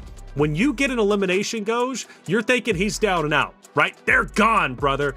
But no, you never know when that player is going to be picked back up. And he gets picked back up. Now you got another player from the team getting spawned on, right? And now they're coming at you full send, all 4 of them. Sure, it gets a bit messy, brother. I know I went on a little bit of a that was good. You breaking it down, baby. You gave me a masterful breakdown of what we need to see from UK. That was the question. I love it. I agree. I think defense is going to be huge. I think playing together as a team is massive. And like Tyler was saying, you got to run Stinger. At least some people do. Maybe you're going for Guardian Angel. Folks, we got to remind you of the prizing today, all right? There's a ton of ways to earn prizing. Game 2 right around the corner. But yes, we have a $10,000 prize pool for the winning country. This is big. This is a ton of money you can earn regardless of where you are on the leaderboard. But we also have individual rewards. Guardian Angel. Taylor is asking you to go for this one. Player with the most rescues across all 3 of their matches will win a ton of hardware. We have our top Slayer reward as well. And then the most valuable squad as a combined team, as that entire team of 4 underneath the winning country, you will also win a very cool Alienware monitor. So these are the things people are playing for, let alone just the win. We'll keep eyes on that when we're taking a look at leaderboards and things like it, of who's getting the most of our rescues, who's getting the most of our kills, and then maybe which squad that we've taken a look at, maybe which of our big creator teams, our captain teams, which of those squads as a group are doing well as well. So tons of things to calculate, folks. We're getting our scores up to date as well. Game 2 ready to go as we are changing up our matchup. So I'd like to take a look at where we're going to go next and who's playing who, because things are changing. Like I said, I think the UK is going to be on defense in the next round, still on trench lines. And then our France is going to be taking an attack. against a different opponent. So Spain. we're going to be swapping up who's playing who. Yeah, Taylor, take me through it on who's playing who here next, because I'm pretty sure you're going to be seeing France and Spain. Is that right? And then the UK and Germany? That's right. Yeah, Germany, UK, France, and Spain going against each other, which is going to be a lot of fun. There was a lot of fans out there for Germany, and rightly so with Trimax Bonjour. You know, those two, they're going to be absolutely deadly. In the United Kingdom, we've already seen what they can bring, and I saw a lot of impressive things from the slaying category. Can they put up a fight against Germany, who... correct me if I'm wrong, I believe they won, chat. You guys were saying Germany ended up winning. Chat's been on top of it. They've been watching all these other streamer perspectives, and they've been getting pretty into it, which is great. But as far as France and Spain goes, that's going to be a great matchup. You know, now we're bringing in Grefg, we're bringing in Mixwell. It's been a while since I've seen Grefg, at least on the battlefield, with a game such as this. I've watched him in other titles, so it's going to be great to watch him play some Delta Force. But you asked my prediction. Let's get it going with Germany, United Kingdom. Who's taking it? Who do you got? Let's see. I think the I think UK is going to turn it around. I got to bring it back to my guys, Stod and Westy. They've got the gun skill, obviously, but they also have a commander's voice. They know what to do. They know how to organize a team. And I think those two squads, if they can get a hold of their country, they can do a really good job of playing defense on that side. So I'll be really curious to see what they can do against Germany. Again, we didn't get a chance to watch the Germany-Spain matchup on main broadcast, so I'll be curious to see like how this Germany team plays, what they're able to do specifically on attack, because again, we didn't see it a successful attack this last time, so maybe Germany can show us what a successful attack all the way to the finish line could look like. I'm going UK though. Taylor, are you going to take the other side? I took your team away from you. Oh, you did, huh? Now I gotta don't want to play the demon and go against you, because you do that, and you do that all the time. You were right though, for what it's worth, but also you messed up the broship. But it's fine. You know, it's still selling. It's still good. Germany. Sure. Germany's starting to convince me. Team Germany in chat. There's a lot of supporters out there. Trimax. All right, I'm going Germany, guys. I'm going with the chat this time around. I went against it a little bit. There was a lot of support for France earlier. I went with the United Kingdom. That didn't work, so now I'm going Germany. Maybe that's a great thing. Maybe that's a bad thing. Am I the curse for the day? I don't know. We're going to find out, though. Germany, they're going to go full Sid, and it's excited to see what Trimax could do here. You know, Trimax, a great player in his own right, a wonderful content creator, incredibly funny, too. So I can't wait to hear his comms and how chaotic they are going to be, and how the trenches are going to end up unfolding. Again, M870 shotgun. That's what you're looking for? A little bit of that. That's what I want. That's what I want to see, man. Get a little trolling, get a little mixy in the trenches. I mean, in that second point, I actually think the shotgun would work really, really well. I think once we push into the city in point C and then obviously into point D, you got to have some long-range weapons. If you're pushing up the hill into point D, you know, D1 and D2, you need some longer-range weapons to get involved. I'm not sure the shotgun's going to cut it. M249 maybe would. You know, we've seen several times in the past in other broadcasts, LMG plays are massive. Specifically, the engineer is going to be huge. And Taylor, look, as much as we can talk about metas and talk about which operators people can play, ultimately, you got to have flexibility. You saw it from Locklear actually in that last game, quite a bit from the France side, swapping between multiple operators, swapping to an engineer so you can pick up your AT4 rocket launchers and you can take down vehicles. That's going to be the key to success. You've got to be flexible. You've got to be willing to change up what you're doing in order to prevent the next push. Because, again, my favorite part about trench lines is that every point is extremely different. And so you have to be on your game in order to prevent the attackers from getting the upper hand. So, I don't know. Maybe things will change. Maybe UK will win it out this time, as our lobby just about to get started, folks. Thank you for staying patient. I know all of our players are getting in as fast as possible to get our game going. But Taylor, we've talked predictions, we've talked operas and metas. I think the next thing to talk about is some of our kind of fringe use cases. I think when people, if you haven't watched a round robin tournament before, especially a 4-team round robin, I need to update you on how this can kind of go. Because the big thing, the reason we have so many tiebreakers is because you almost always see tiebreakers in a 4-team lobby like this. You can, every team's going to play a total of 3 games. You're playing each of the other squads, the other countries. And because of that, we could see several teams tied up. So here's a quick look at those tiebreakers. Yes, we are looking at record. We are looking at win-loss. However, head-to-head is next. So essentially, if you have two teams that tie on a 2-1 record, they couldn't have just beat each other. That's not possible. One of them had to have beaten the other. That's our first tiebreaker. However, on the other side, score. This is going to be massive. I'm expecting there to probably be a 3-way tiebreaker. It's certainly possible. If one team goes undefeated or winless, 0-3 or 3-0, the other 3 teams could be tied up 2-1, 2-1, 2-1, or 1-2, 1-2, 1-2 in win-loss. And so because of that, it comes down to total score, and that's a crazy stat to pull. You're going to be seeing massive numbers of hundreds of thousands of points, and it could come down to a tiny number to determine who actually wins this, Taylor, which is wild to see.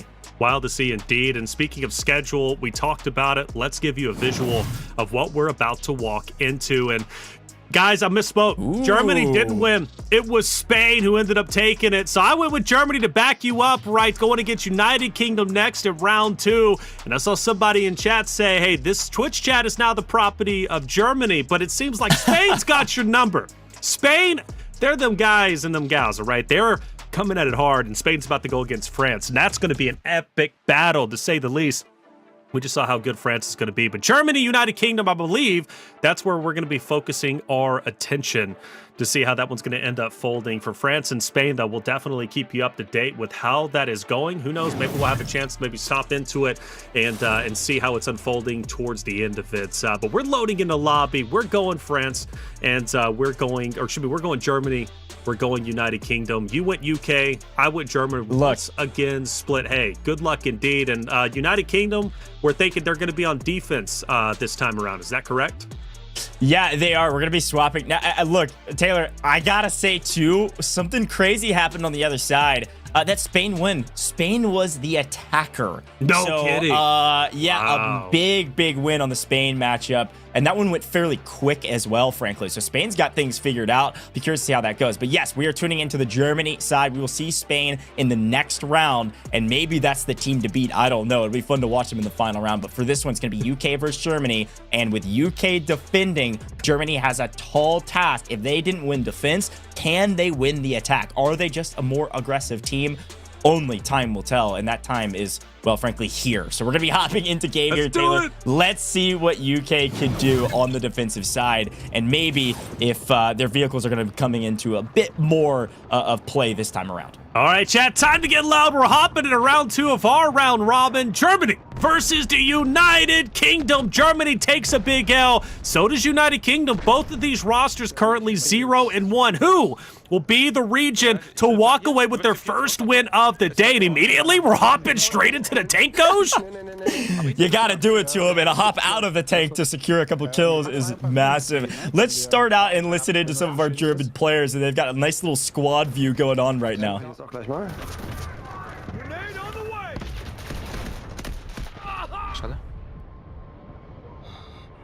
Lötet einfach mal so rein in der Hoffnung.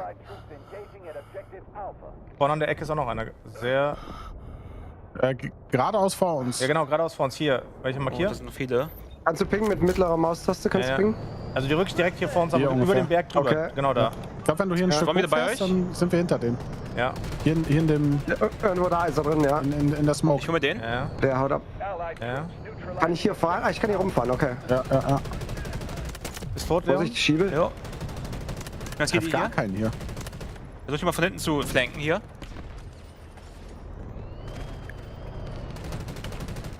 Einer ist immer noch hier vorne an dem. Der ist tot. Ja, sehe ich. Vorsicht, die schießen mit Artillerie auf uns. Ah, shit. Oh mein Gott.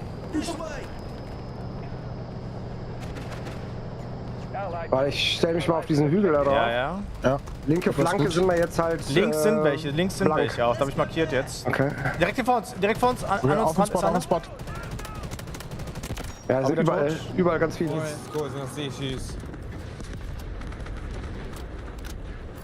Well, that was fun, honestly. The only thing I can say is Bondra Trimax, Danka, thank you for showing us some good vehicle gameplay right there. Again, incredibly valuable on the first point. Once we get to the trenches, maybe not so much. So get the value out of it now on your initial vehicle spawns. Well done. We'll see what Germany's able to do here. But right now, it looks like some nice success from the UK defense. They are holding the line well. Ooh, look at this familiar face. Tactical Brit. What a competitive player he is, and a sneaky beaver. I'll take that from Puckett, man. Been taking it for years, not going to stop now. Tactical Brit's a guy that is quite literally tactical, and a very intelligent player on the battlefield, but also likes to mesh in between, you know, competitiveness, but also just having fun. He's highly entertaining. Stada as well, a great player we saw a little bit earlier, obviously trying to attack this time around on the defense. Now, for United Kingdom, Goj, they were on the opposite side, right, where Germany is currently at just a little bit earlier in round 1. And if you remember right, it took them a very long time to take over this first sector. Do you think they can do a little bit better of a job on the defensive side, right? Do you think this is going to play more into their hands on the slaying side versus the attacking side? Yeah, I think so. I think it's certainly the case. I think they maybe were a bit too, I don't know, aggressive's not really the word I would use. Maybe like they thought things would go their way if they split up and tried to like take some of these attacks not in a coordinated effort. A bit too fancy. Yeah, and I think you can't really get quite as fancy on the defense. I think you have to, you're kind of forced to play more as a team. So I really do think UK actually have a better position this time around to get the win, especially because defense is, in my opinion, strategically a hair easier because you spawn so much closer to the actual objectives you're holding. Whereas with the attack, you have to be a bit more coordinated. So I don't know. We'll see. I mean, so far, so good. Yet again, showing us some great gunplay. But the question is, can we secure these points and make sure that we can, I mean, if they could hold down the very first point, that would be massive for the overall spread for them. I think so. In contention, France has pushed forward so quickly, or excuse me, Germany, my apology, has pushed forward so aggressively that the United Kingdom was having to adjust quite well. One thing that I like that Germany did is they were attacking that far side on the left in the water, something we didn't see utilized by France in the first matchup against the United Kingdom. So Germany coming out with some different strats, playing a little bit, I don't know, with their heads more, I think, than anything else. Seems to be highly contested. Not a lot of tickets have been lost, and the vehicles have clearly been utilized quite well. I'm loving the pressure from Germany. I think my prediction is looking pretty solid. No, den habe ich aber. Yeah, I don't mind the prediction. It's just a matter of can they execute, but here we go. I think you can be optimistic all you want. You do see finally coming into their hand to some degree, and I think mostly on the back of this vehicle right on the points. We're going to actually see them spawn into it. I mean, they are raining terror with this vehicle as Bondra is making a move. So, yeah, maybe you were right here, Taylor. A nice push here early, but a quick cleanup with from Fixate across the board. Now, a quick shout to Fixate, by the way, a fantastic UK creator, specifically playing on that squad with Tactical Brit and others. Fixate actually is a freak in the operations game mode. This dude is crazy in kind of the tactical extraction shooter side of things, but obviously really strong in warfare as well, making some good plays here in competing in this event. So we'll continue to look out for that name in the kill feed. I've seen them a ton throughout the day today already. Love this wall pack from the United Kingdom. They pushed up with a vengeance. They understood, it's highly contested. That vehicle being used as a spawn point, that's wreaking havoc. We've got to take that out, but more importantly, we need to push back Germany ASAP Rocky. That's exactly what they did, and now the ticket will soon be below 200 for the Germany side, but that wall pack was everything. Unfortunately, Germany just couldn't hold it down. They had so much real estate within that point, but slowly but surely, players started being defeated, getting pushed back to the faraway respawn point. Now it's time to recuperate. I love the strat. Get that vehicle in, start going for the cap. But right now, the United Kingdom, man, the pressure that they put on was brilliant. And Westy on your screen, let's listen in and see what's going on with him and the strats. I'm getting no hits on those guys. They're all pushing on the other side right now. They're all on the other side. What? You're taking it back again? They're on the right side, heavy. Yeah, heavy right. Fix, I'm coming for you. You can help us keep the point. I cannot get a hit. No. Eddie medic. Medic! What a fantastic hold from the defense here. I mean, honestly, the fact that they were able to work their way back into this point, fully wipe it, fully cap it back with little to no objections from the opponents is wild to see. Great team play, but also picking up. You see the revives, the rescues coming in from the Stinger operator, but also just the heals in general. This is still a jockey back and forth. There is still game to be played here. We saw how fast B1, B2 were capped by the UK when they struggled on the first point, but we are running out of daylight. We got to make a move now. Got to make a move indeed, man. Germany on the back foot. This isn't looking too good. Can they get A? Can we go forward to the trenches? I'm hoping we do. Trenches is always fun to watch, but the great communication, though, right, from United Kingdom, understanding the pressure from which side Germany was pushing, which obviously was on the right, recognizing that is so impactful. The Wolfpack is very scary. And this game is all about numbers. It really is. Like, you can have solos. Like, I was watching one of your previous broadcasts, right, for Delta Force, watching Tens.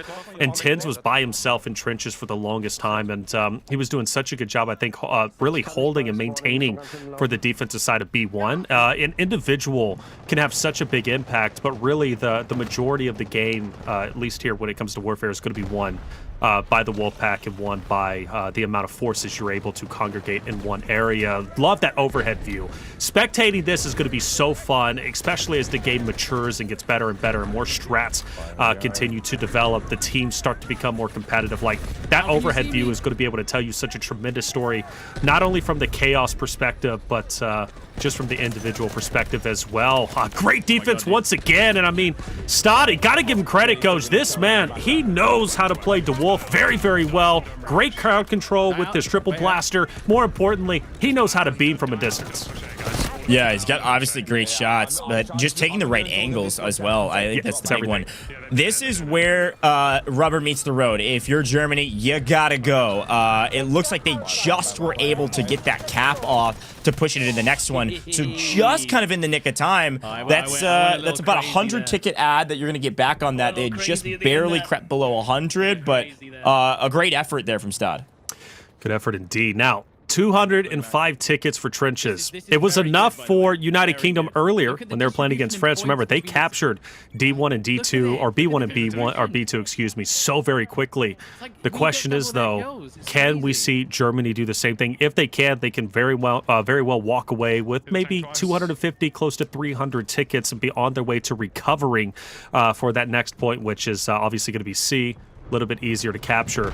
But look at that right side. Once again, the team choosing to push towards the trenches, going towards B2. Have you noticed that as a trend, Goj? Is B2 usually the first site that's taken over? Yeah, it's closer to the outskirts of the actual trenches itself, so you have a closer entry point. It seems easier from spawn situation as well, so a massive push to B2 is going to be incredibly hard to defend. There was just not enough defenders over there, frankly, and so because of that, that's Bondra actually picking up the kill on Westy there. I think they get B2 extremely quick, and then it's going to be a huge battle for B1 to truly determine the kind of like state of the attack going into C and D, which are a bit more difficult to get for our German squad. I mean, this is going to be kind of not make or break, but this is going to be massively influential of how many tickets can we spend on the attacker side to get these B1 and B2 points. Very central. Hey. Oh my, how many of them are in there? Like 4 or 5 of them tucked around the corner?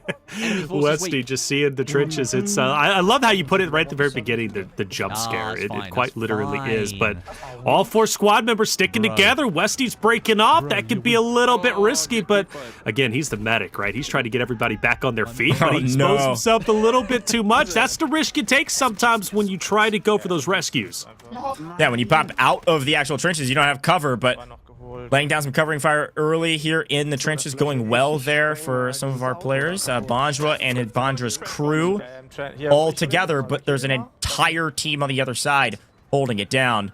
Here's a quick look, by the way. The German squad, yes, they took B2 very quickly, but it's quickly being taken back, Taylor. Yeah. B2 falling back to the defense. The push came in perfectly timed. They just couldn't get more value out of it.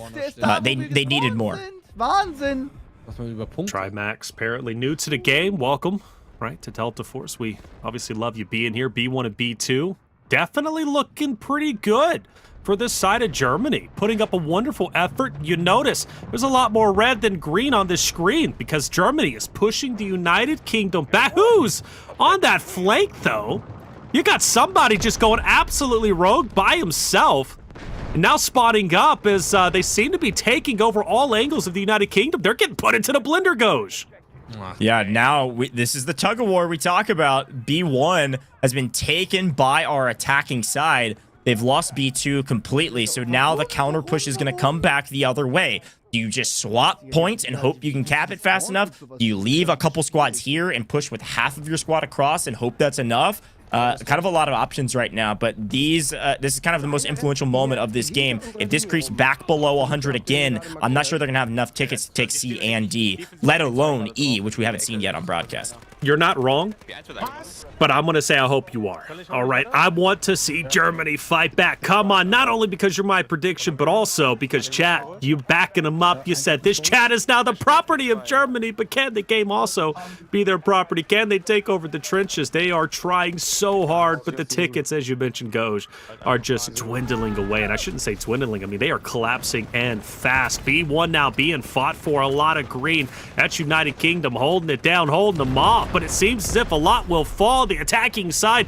starting to make some headway, and it's a major battle. It's getting scrappy down here. Now the question is, though, who is going to make it over to B2 from the United Kingdom to defend that? Because you know that's where Germany is going to be going to next. That's a great shout. Do a quick listen in here with our UK creators and see what they're thinking as well. Jump scares and bullet hoses lining up these trench lines. That's what's up, bro. No, he's jumped in. He's jumped in. Yeah, got him. Left side of B2. Nice, nice, Got him. nice. You're rezzed. Oh god, I didn't even realize you could get in here. Yeah, you can have a little peek over. Yo, fall back, fall back. That's the word from the boss. Yeah, we should fall back. We're gonna let them have it. Well, we need to get more points, don't we? Basically, if we let them take it, then yeah, I'm moving back now. We're all like half our team's running back. Moving back. We set up a defensive position up here. All right, as per the usual with Stad and Westy, they've always got a unique strategy that they're thinking about in these events. These guys are big brain players, all right? Let me be very clear about that. So what you heard there is maybe they could have prevented that push there. There's only 71 tickets left. Maybe they all line up there. Instead, they've elected to back up and set up defense on the next point for several reasons. One, it's going to be a lot easier to hold the next point if you're already set up for it. Two, also, they want to maximize their score lines as well. And I think this is such a key point. Our third tiebreaker, if we do go to a three-way tie, is total score. So if you can actually back up, play a nice defense on the next point, but play a hair longer, you're going to still maximize your total score while not giving away the game. It's a bit of a risky strategy because you just gave 110 tickets to your opponents, and who knows what they could do with them, especially in these next couple points because the battlefield changes so dramatically. But you are kind of, you have an opportunity to push up your third tiebreaker point totals. That's such a crazy, risky strat. Have you seen that before in the past, Goj? Like, is that a common thing, right? Going for the highest score, meanwhile letting your opponents continue to a new objective? Like, has that worked out in the past? No, I mean, we haven't had a format exactly like this, so I think a third tiebreaker like that could prove influential. I mean, I was talking about it in the break between games here, that we're likely going to see a tiebreaker. Will we see a true three-way tiebreaker? I'm not positive, but I think Westy and Stott are very confident they win this. It's just a matter of when, and so they're going to go for the strategy.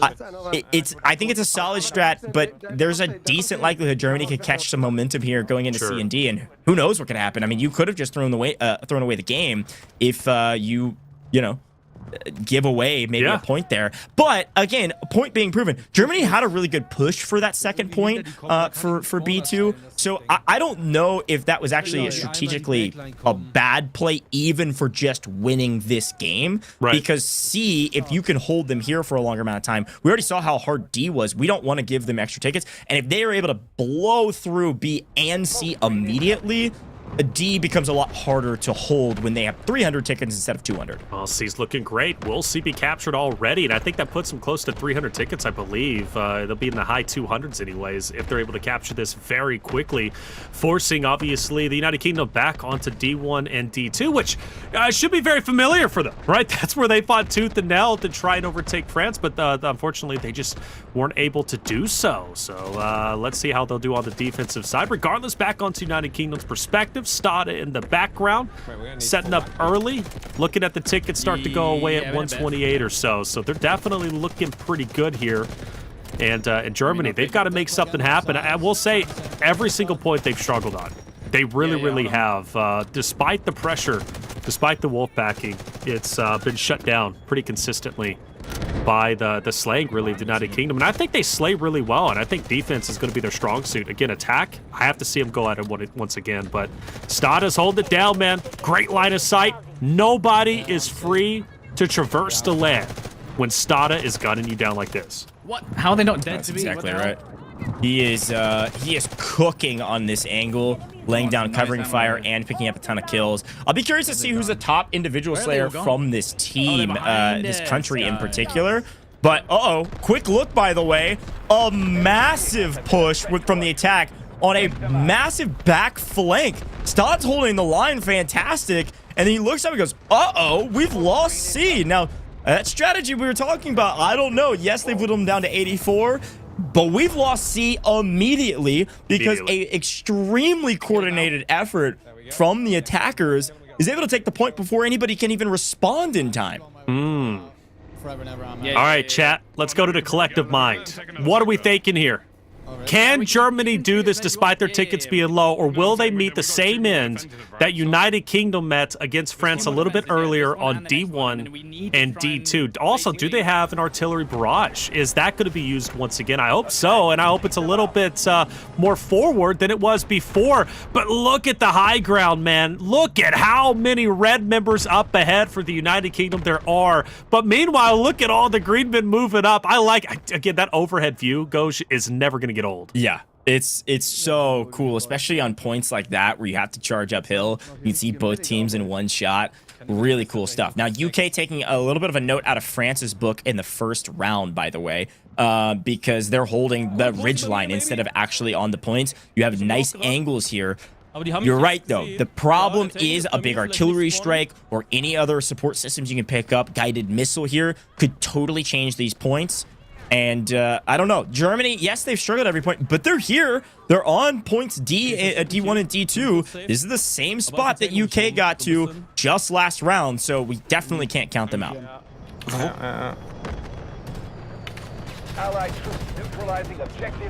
Da vor dir auf der linken Seite, Trill, da ist einer.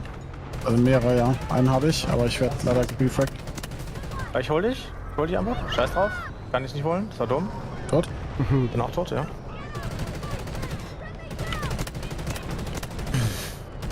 Oh, wie viele Leute. Ja, da springt er halt hoch und luft mir da eine Granate rein.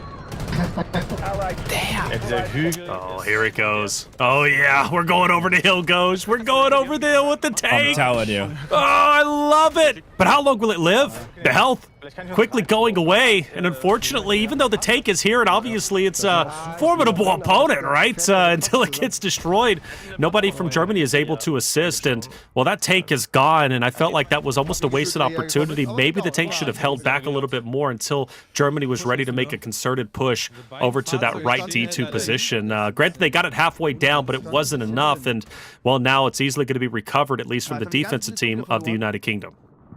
Yeah, again, vehicle gameplay is going to be key to your success, but the counterplay even more key. Seemingly from the UK, we saw it from Tactical Brit a moment ago, immediately pulling out rocket launchers, C4s, anything that you can get, or other vehicles to potentially knock down your opponent's vehicles and get them out of the lobby as fast as humanly possible. The longer these vehicles are in the game, the easier the attackers' chances are of taking the actual points. So you can see this is exactly what Tactical Brit has been trying to do this whole time. He's been on vehicle duty, and a fantastic play. This is what happens, by the way, when you customize your vehicles and you pick the right vehicles. As a reminder, if you've never played Warfare, folks, you actually have vehicle loadouts. You can change your vehicles before the games of what you want when the vehicles are spawned in, on the types of weaponry on the vehicle. And so because of that, picking out an anti-vehicle gun for your vehicle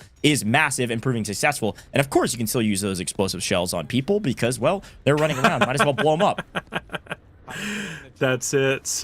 Mind you, at the same time we're watching this Germany-United Kingdom match go down, we're also having France and Spain compete against each other. Score updates. It looks like France is going to be the winner. They look to be like one of the best teams out there. And who is leading? Well, none other than Gotaga and Locklear. Spain struggling once again. Or I shouldn't say that. They're actually 1-1 because they did win their first matchup against Germany. But France up 2-0.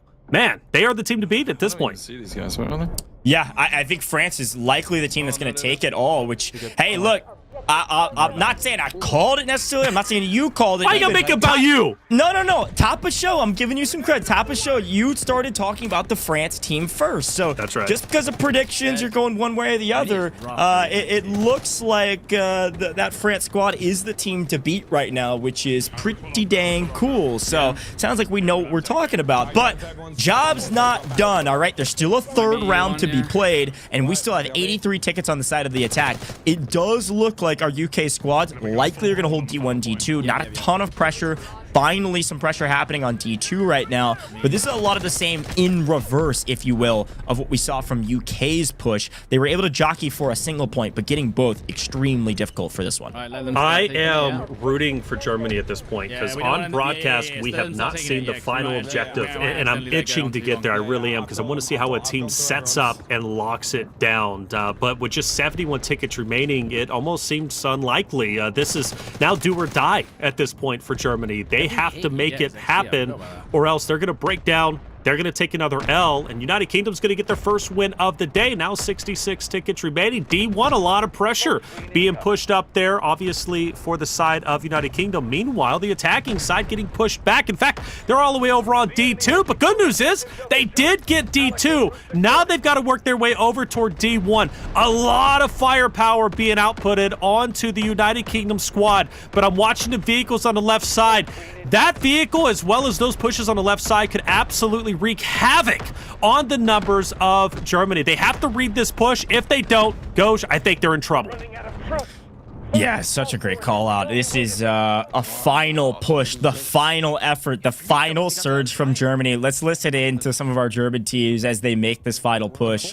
I know foreheads are to monitor, as it were. We're getting sweaty.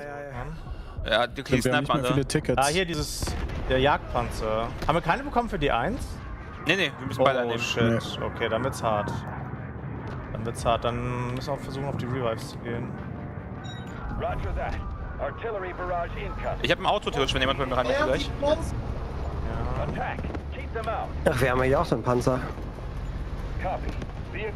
Oh, nice. Willst du bei mir rein, als ins MG oben? Spawn mal bei dir im Auto, Leo. Oder so. Fabian, willst du bei mir oben rein? Warte, ich hab hier ist einer ein Panzer, neben dir? Wer hat den Panzer? Nein. Hast du den Panzer? Das ist doch Leon, oder? Ja. Ah, nee, ich bin auf D2, das ist ganz gut. Warte. Great plays thus far. Taylor, I know a little bit of German, and you heard the Panzer call out, the tank being called in. That's one of those support systems. If you can rack up enough score, you're going to earn rewards in game, and being able to call in a tank is fantastic. Unfortunately, we've got like an AA gun or some sort of massive artillery shells being thrown down, immediately blowing up some of our German players' vehicles. Hold on, I've known you for years. When did you learn German? Hey, you know, I've been around the block, man. We know a little bit. We know. I had no idea. I had no clue. Beta, you're welcome. Come on, I'm in there. But speaking of being in there, hold on. All of a sudden, vehicle play massive. Look at the gigantic guided missile from Gagad. I think that was like 15 players being eliminated. Unfortunately, it doesn't matter. We've lost D1, D2. We are moving to the final point. Oh, yeah. I'm not putting this onus responsibility entirely on Westy and Stad, but they did make the play to pull back from point C. They could have tried, or sorry, point B2. They could have made the play to push for that when they had 70 tickets remaining. The vehicle play ends up working out, and all of a sudden, we are on the final point of this matchup. Oh, here we go. Guys, and just to reiterate the importance of what Goj just said, it was the United Kingdom that made the decision, at least from Westy's perspective, to break away from B2 in the trenches, stop defending it, so they can get potentially a higher score if a tiebreaker does occur later on. Now, which, you know, might be unlikely despite, you know, because France is up 2-0. We'll see how it's going to unfold in round 3. But is that move, like Goj was saying, from the United Kingdom to back away and give up a position, is that going to bite them in the end? Well, it's possible, but let's be real here. Germany still only has 129 tickets. That is a very low amount. Now, I will say, though, vehicles on this specific location is very important. Germany needs to utilize them to the full effect, and we got a vehicle-on-vehicle battle, and the United Kingdom is taking it. In fact, we're going for a two-piece for Tactical Brit, just a sliver of health on that other tank, but Tactical Brit was cooking for a little bit. In the backside. Man, he made fantastic value, but yet again, the German squad has rerouted. Roundman gets paid. They are on the point of flank on the backside, and all of a sudden, E is occupied. You got to get on the point now.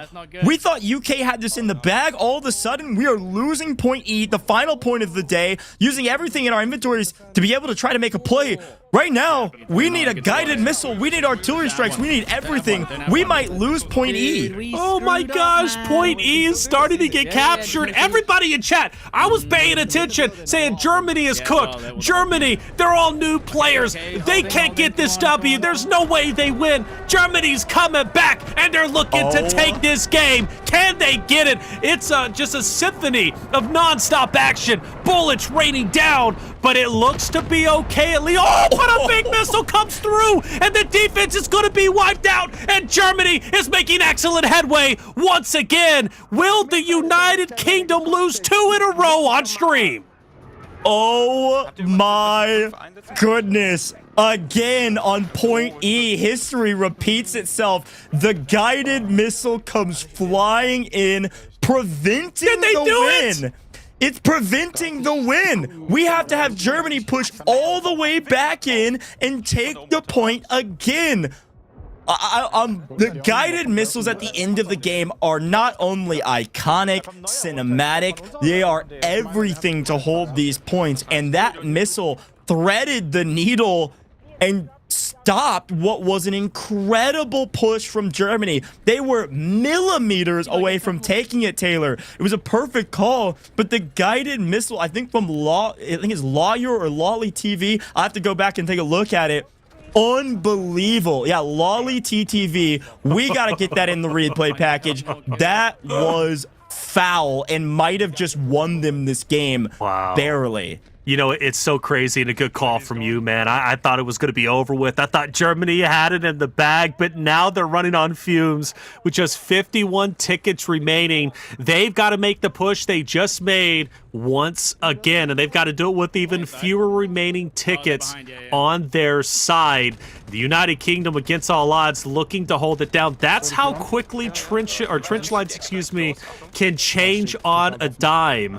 Now, if I'm in this vehicle, I'm pushing forward. I'm going for it. E is starting to be played around with. Germany is once again making the effort. If they get this, this will be a buzzer beater win. You can see the defense knows this time around, we know where they're going to attack to. They're going to attack another guided missile. No! King Alpha sends it through the roof and says, thank you very much. I'll protect the point again. Absolute cinema. This is incredible. Perfectly timed guided missiles. Where else do you send it? Let's see another. I don't think my missile is going to be in on time. Oh my goodness.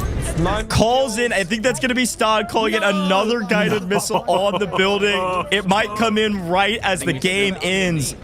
UK on top. Perfectly timed missiles protecting the final point. Unreal. That's unreal and heartbreaking. heartbreaking for Germany. It was so close 2 times, but the guided missile takes them out. Now, the United Kingdom backed away from those points. You said it best, right? They went for the score. Shout out to Freddy, by the way, 99 eliminations. That's getting up there without question, but they wanted to better their score, and they literally brought it down to the buzzer beater. They got down to the very ends, but you want to talk about milking the score line, Goj. United Kingdom did it. They did. They got as much score as they possibly could off of round 2. You're right. I don't know. Funny enough, I don't know if it'll actually matter. I don't think we're going to see a 3-way tie. I think we're going to probably see some head-to-head 2-way ties pending this last round. France is currently 2-0. The only team, I believe, 2-0 across the board. The other 3 might be 1-1, which means as they play each other, we're going to see potentially some 2-way ties. I don't think we're going to see a 3-way tie. So the score might actually not end up mattering. But the score matters for most valuable squad if you can win it all. So, I don't know. Still a lot of math to happen behind the scenes. And look, there are some incredible moments in that game. But the guided missiles on point E is something that I will remember. King Alpha, I saw you in the chat, had a fantastic one. Lolly TTV had an unbelievable one to save the day as well. But let's look back on the rest of these lobbies. And or sorry, the rest of these replays rather. And specifically at the beginning, obviously we saw some struggle from the German squad, but when they found that window of opportunity, they were able to bust their way through and push all the way to point E, which is the furthest we've seen on broadcast thus far. It is the furthest, and I'm happy we got to that point. Remember, United Kingdom was stopped, and they lost earlier to France at D1 and D2, so I thought that's where this game was going to end. But early on, I thought it might end even earlier, potentially even in trenches, quite honestly. Germany was on the struggle bus. Despite their best efforts, their tickets got as low as they possibly could, below 100. When you're talking about the first point and you're getting below 100 tickets, Goj, you are really, really in the danger zone as far as I'm concerned, especially when you know you've got to go and capture 2 points simultaneously on trenches, which is absolute chaos. It gets filthy in the trenches without question. But they fought back and they swarmed over on the right side, attacking B2, and that's where they started to turn their luck around. But the question is for the United Kingdom spot, Goj, was backing off the right play? Obviously, they get the win, but do you think if they were to have stood their ground, could they have ended it in the trenches in B1 and B2? Yeah, I don't know. I think it's definitely possible. It would have come down to one singular fight, and maybe that's a lot to bet on if you're the UK backing up. And just about everybody in the lobby for UK backed up while B1 was being attacked. So I don't know. Some fun things to talk about, but you know, quick look back on this C hold. It didn't last all that long, frankly. A decent flow here from Stad, but it was because of this gigantic flank from most of the German team. We'll see it in just a moment. C gets taken right out underneath their noses, and they're like, whoa, what? Look at this push. Look at all these people in the building. No guided missile this time around, and because of that, goodness, they get this point in seconds and already have pushed this squad back, you know, the UK team back to D1, D2, and then this was a little bit of a war of attrition between these 2 points. A lot of tickets being spent here, but again, Germany able to pull it out and push to the final point. Yeah, I want to see in the replays, hopefully it shows, I believe Germany gets all the way down to like 40 or something tickets, maybe 50. It was very low for D1 and D2. There's 90, and I think it gets even lower towards the cap. There it is. Yeah, 42. I'm thinking it's over here. Thinking we see the same many that United Kingdom suffered, but they hit 42. They jump back up to 155. Now, this is where they make their effort onto the final objective going into E. And this is where, honestly, we see some of the most exciting moments on broadcast yet during the broadcast. Not only because Tactical Brit with the near 2-piece on 2 tanks individually on the German side, but also because of those guided missiles. I mean, Germany, what goes literally seconds away from winning. Look at that. Seconds away from winning. This massive guided missile from Just Lolly TTV saves the day. And I'll tip my hat to our man Tactical Brick here, who's been playing anti-vehicle gameplay, but it's these guided missiles that you write home about, and you're going to remember King Alpha with the second guided missile to save the day. And I think Stad, excited about the win, but was hoping maybe his missile would come in just to add a little insult to injury to the couple remaining German players. stars in the area. Yeah, fantastic thus far from, you know, all of our teams. But again, can we give some credit to the German players to be able to push through all adversity, you know, really battle some of the hardest fights we've seen, get down to the wire several times, you know, like you said, under 50 tickets on multiple points, and still able to make it to the final point and almost win. If you know, pesky guided missiles. you drop the nuke in the middle of the map, and well, most people die. I'll tell you what. Oh my gosh. You know, at a certain point you had to root for Germany in those final moments, right? As much as I love United Kingdom and the players on that, I'm thinking Germany is against all odds. I mean, Twitch chat at one point was supporting Germany, and then they started laughing at Germany and saying, oh, they're trolling, they're new, they can't win this. And then all of a sudden they got in a position where they could win it 2 times. And like you said, you got to give it to them. You really do. Such a great effort. And Germany might be 0-2, but Ghost, they kind of won my heart in that last fight. Yeah, we've got to turn our eyes towards Team France. I would love to see our overall schedule and what we're going to be seeing next, because this is where we get to show you that, yeah, we've got a couple wins trading hands, but France, if you can tell, very first round, a reminder, they were able to take down United Kingdom, and then on the other side, France was able to take down Spain. So France has won on attack and defense, and is going to be heading into round 3 to face off against the winless Germany. So what that means is this: France is, if they don't win it all, they're going to be in a tiebreaker to win it all, even if they lose to Germany. Likely going to see France on top, or at least in the top 2. On the other side, we are playing for that 2-1 scoreline from the Spain and United Kingdom side to try to tie up France. All right, so that's how this all works. It comes down to our records overall, and that's it. We're going to start with record. Then when we get to tiebreakers, it'll be head-to-head. And if there's a 3-way tie, which right now I don't think is possible, 3-way tie would go to total score. So right now, it's all about getting your wins against your opponents here, Taylor. Getting your wins. And for United Kingdom, going all the way to the very end, because I think France has won 2 times, obviously 2 times, but they've won so quickly that their score might be limited, right? So with United Kingdom being where they're currently at, like, I don't know, if they do in fact take that win against Spain coming up, chances are maybe they can look pretty good and potentially have a chance to beat France against all odds. So if you are a France fan, get loud. But more importantly, if you're a Germany fan, you're hoping right now they can play spoiler, defeat France, and make it highly competitive and interesting when we tally up the scores after this round number 3.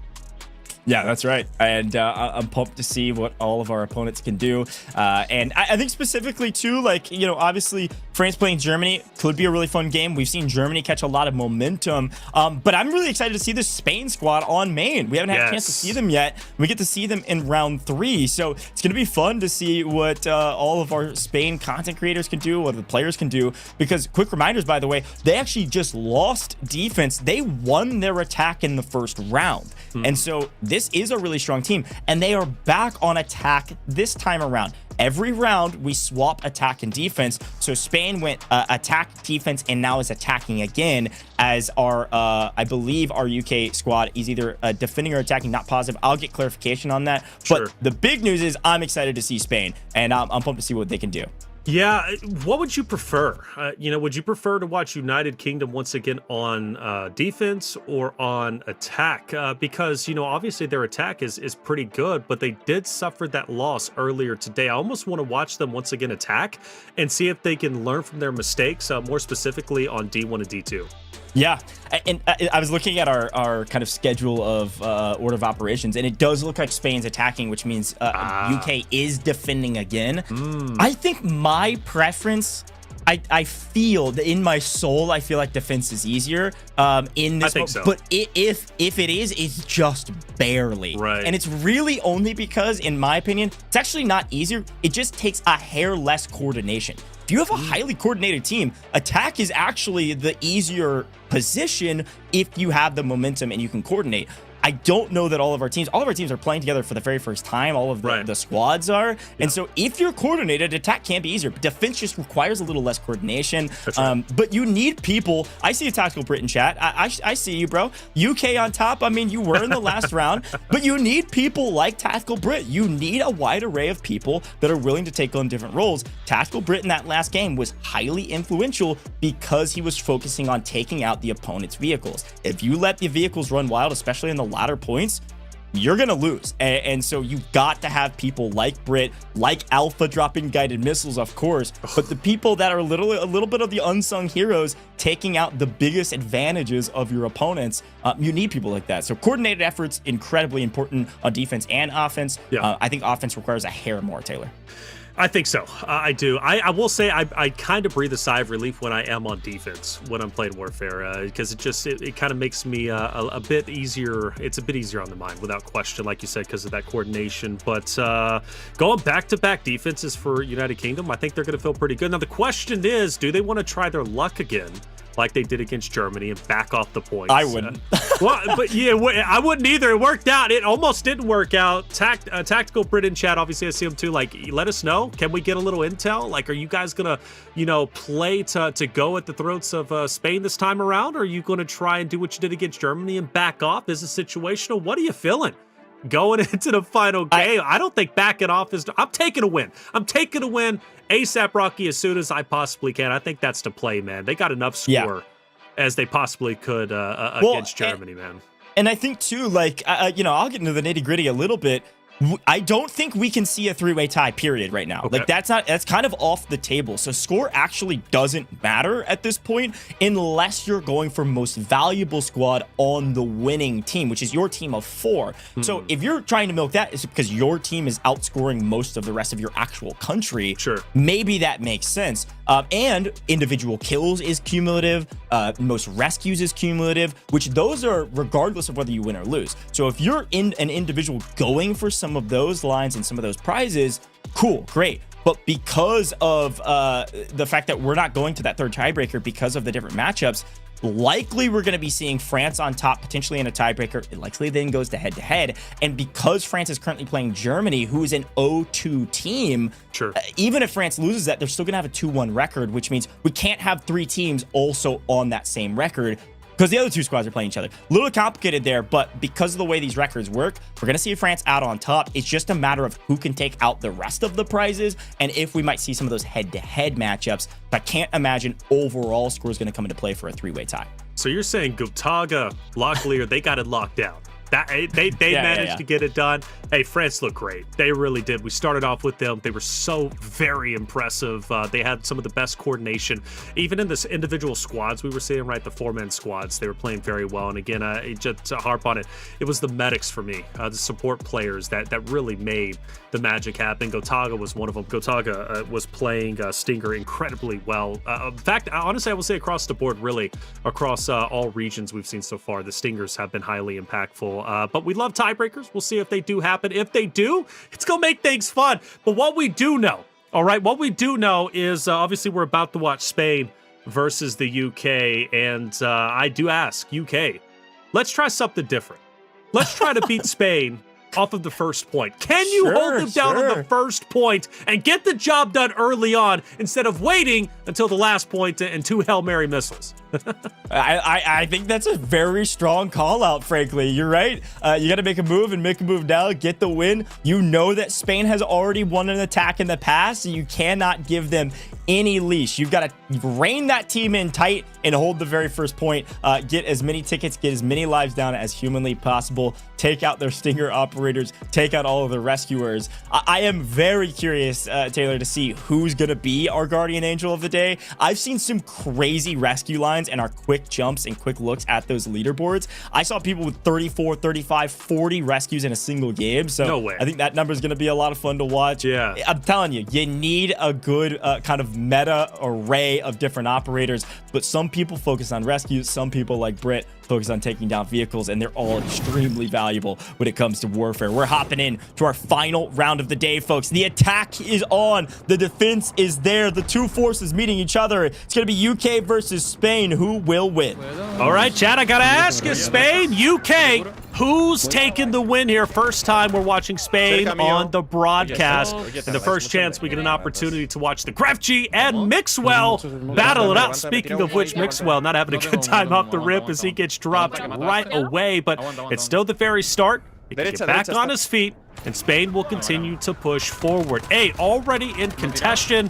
Spain might be off to a great start here. Let's see if we can go to the trenches with some of the healthiest ticket numbers we have seen yet. Here we go.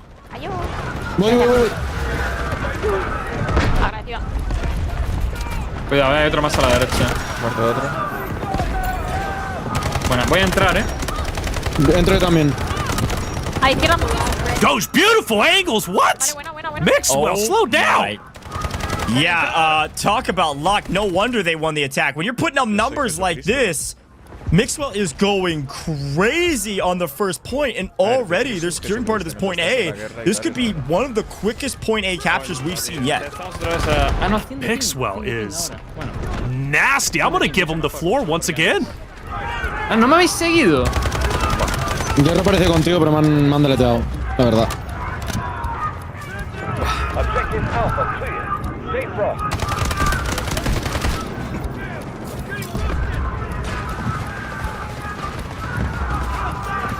Chicos, lo que acabo de hacer es de MVP total. Voy primero del... ¡Ay, ay! Me dan unas avispas. A mí también. Well, this is unbelievable, Taylor. I'm going to be honest with you. No wonder they won their first attack push. They have already taken point A, and they are back up to maximum tickets. Mixwell is getting mixy, and maybe is going for top Slayer. This is unreal.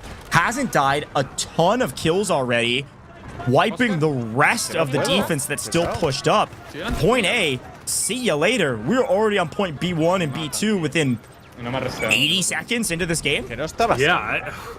First off, a bear. I love Penguin. UK, easily UK. Hold up. Are we changing our opinions? Are we changing our... Spain is on fire. Mixwell has refused to die. And it is putting on one of the most impressive performances, not even down in the trenches yet, choosing to stay up top to gun down the UK players who are pushing up without cover. Mixwell is on fire. I wish I could see how many eliminations he's currently at. I don't have that number yet, but I mean, seriously, he's probably inching towards 20 at this point. With the amount of damage that he's done, B2 already being pressed on. This is the most impressive attacking side we have seen from Spain. And mind you, since they captured that point, they've only lost 5 tickets. I know. That's what I'm saying. It's a beautiful push. Yet again, we're seeing that wide flank going straight to B2. It's the easiest point to grab just because of proximity to the edge of the actual trench lines.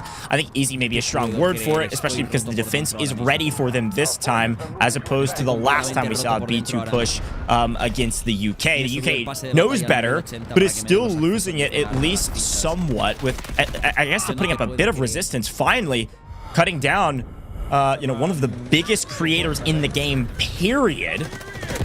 And now Stod's trying to make some plays from up on the top ropes. Go ahead, throw down the M4. Unfortunately, I think you need something with a bit bigger of a bullet hose or maybe an SMG-45 to clean up some of these close angles. Well, hold up. I like the SMG. Where's the M870 shotgun? All right, I'm telling you, man. Ravik put me on it. Ravik, shout out to you, man. Smaller content creator. I'm hoping starts to blow up when it comes to Delta Force. Love that. Obviously, this game is so new. There's a lot of content creators out there that are very passionate about this game. Not only are our team leads today and also the competitors, right, on for each region, but I love going through YouTube and just seeing all of the passionate smaller content creators who are without a doubt going to make a name for themselves with the tips and tricks, with the gameplay and showcasing what this game is about. Tactical Brit on foot, not scared to take on any vehicle that he sees. So how are we feeling right now? 50 tickets have gone. As Spain, are they starting to slow down in your mind, Goes? Or are they still looking pretty heated up?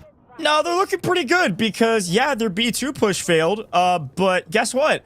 Immediately after the push failed, all of them swung on B1 and took it away from our defenders nearly instantaneously. So Tactical Brit's going to keep doing Tactical Brit things, which is take down vehicles. But as he's trying to hold the line from the vehicles, his teammates are not holding the line on the point.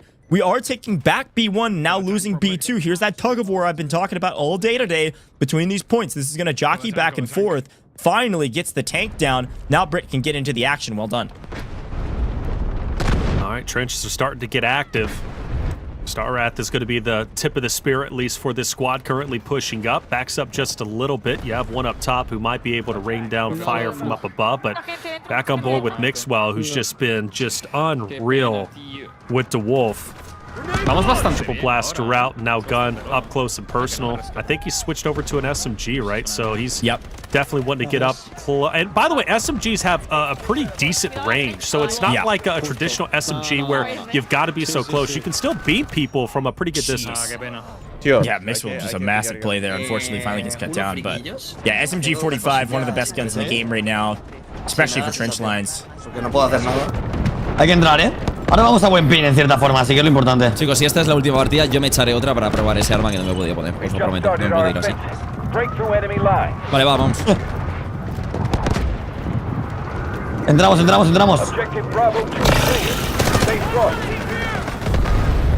Qué buena, curando. Qué buena. Entramos. Pues tío, hay mucha gente atenta todo el puto rato. Oye, ¿contra qué país estamos? A nice push onto B2. Nadie me puede reanimar. And it looks like Spain's actually going to get paid in kind here. They're able to secure both points and back up to max tickets. -1. Crazy.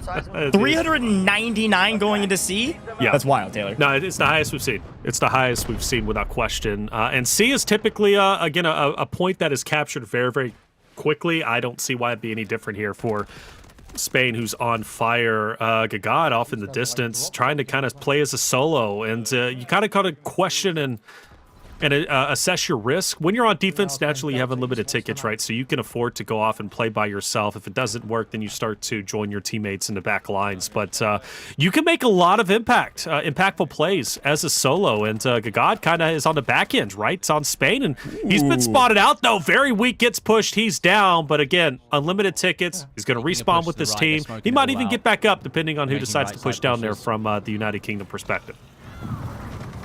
Yeah, swarming across. I'm not getting any hit ridge on that. What?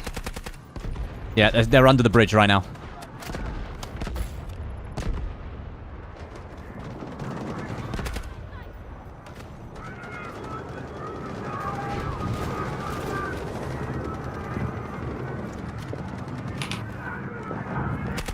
Don't let your trolls take away from your goals here, Westy. Get them trolls out from underneath the bridge, man. Gotta get those guys out of here. Spain are crushing it right now in the attack. Plenty of runway right now to win this whole game. Get out of here. But they got to make a move to C. And we've seen now from, the last 2 rounds, C, frankly, a fairly difficult hold. And because of that, this is going to be a crucial moment to see if maybe UK can turn the tides of history and change history to say, no, we're going to hold the line at C. They need to get at least 110 tickets out, more than 110 tickets out from their opponents on this point where they're going to be in trouble because their opponents are going to be back at max going into D1 and D2. Gosh, back at max. And it's got to be so debilitating for the United Kingdom, who's at this point fighting very, very hard. And they really do have to cut their losses and have short-term memory, as we like to say, right, when it comes to competitive games esports. You've lost the previous points quite convincingly. Now you have to focus on the task at hand and do as much damage to the Spain side of tickets as possible. But you do got to question the mentality, Coach. It's like, again, you're fighting so hard. Meanwhile, you're really not getting anywhere. Because, once you go to the next objective, Spain is already back up to max tickets. It's quite literally like you've done nothing to damage them or hurt them at all. Madre mía, la peña. Creo que me acabo de hacer la primera doble baja de mi vida. No me puedo morir por una granada. Es que no, por favor, que alguien nos anime. Que alguien nos anime, por Dios. Chavales, la M4 sin accesorios va bien. Si la llevo... M4 on the other side, answering to his M4. A lot of folks favoring the M4 early when you're getting started into the game. It's a really solid weapon, frankly. I love using it for both warfare and operations, but I'm liking the SMG-45 a lot. Point C is a bit more long range. SMG-45 has decent range, for sure, especially as an SMG.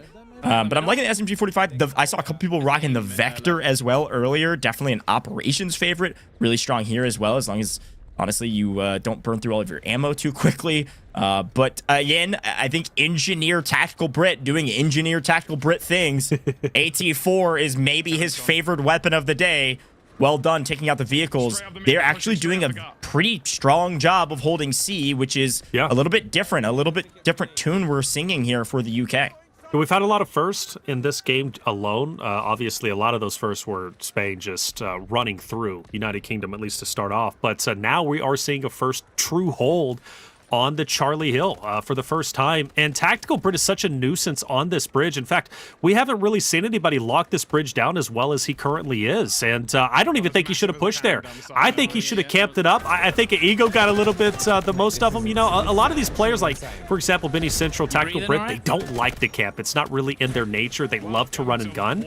But in this game, angles are everything. I think sitting down, I think staying put, honestly, is sometimes the better play. Locking down angles in this game, specifically in Delta Force, is probably more impactful than any other game I played. Moving over. Great moves by Stad and team to clean out this point. Doing an amazing job. In the meantime, though, by the way, we see you in chat. GG's. French win in 10 minutes. The French are 3-0 on the day, which is an unbelievable stat, and they do it in style. Here's a quick look at it. Taking down Germany quickly with a 1-0. They win the game. They take them out near immediately at the beginning of the game, wiping out their German opponents to go 3-0 on the day. Excited about that France team. They're really, really strong. But we've got to figure out who's going to be up there in second with a 2-1 victory. This also means, by the way, Taylor, a little bit premature. Whoever wins this is going to get second overall. We're not going to see a single tiebreaker somehow in our round robin play. It's going to go true to form with our records. One team's going to be 3-0. One team's going to be 2-1. One team's going to be 1-2. And our German squad is officially 0-3. So this is going to go true to form. This is the game for second right now. Well, I can't say for the production team and tournament admins, they're very happy for that. You know, they're very happy for that. As a spectator, math, you know what I mean? Right. Well, as a spectator, I'm like, man, I do wish it was a bit closer, but you can't deny the power of Gotaga Locklear from France. I mean, they played so incredibly well. They dominated every team that they went against, and nobody was able to reach, especially when they're on defense. Nobody was able to get past D1, D2. When they were on the attack, they were able to complete their mission, all objectives, very, very quickly. In fact, before any of our broadcasting games were done. So, like you said, we're watching the battle for second place. Both rosters here are deadlocked at 1-1. Who's going to get second? Who's going to get third? Because we know who got fourth. That's right, and we're gonna keep listening into this game because this is still a big matchup. We still have other prizes up for grabs. Top Slayer, right?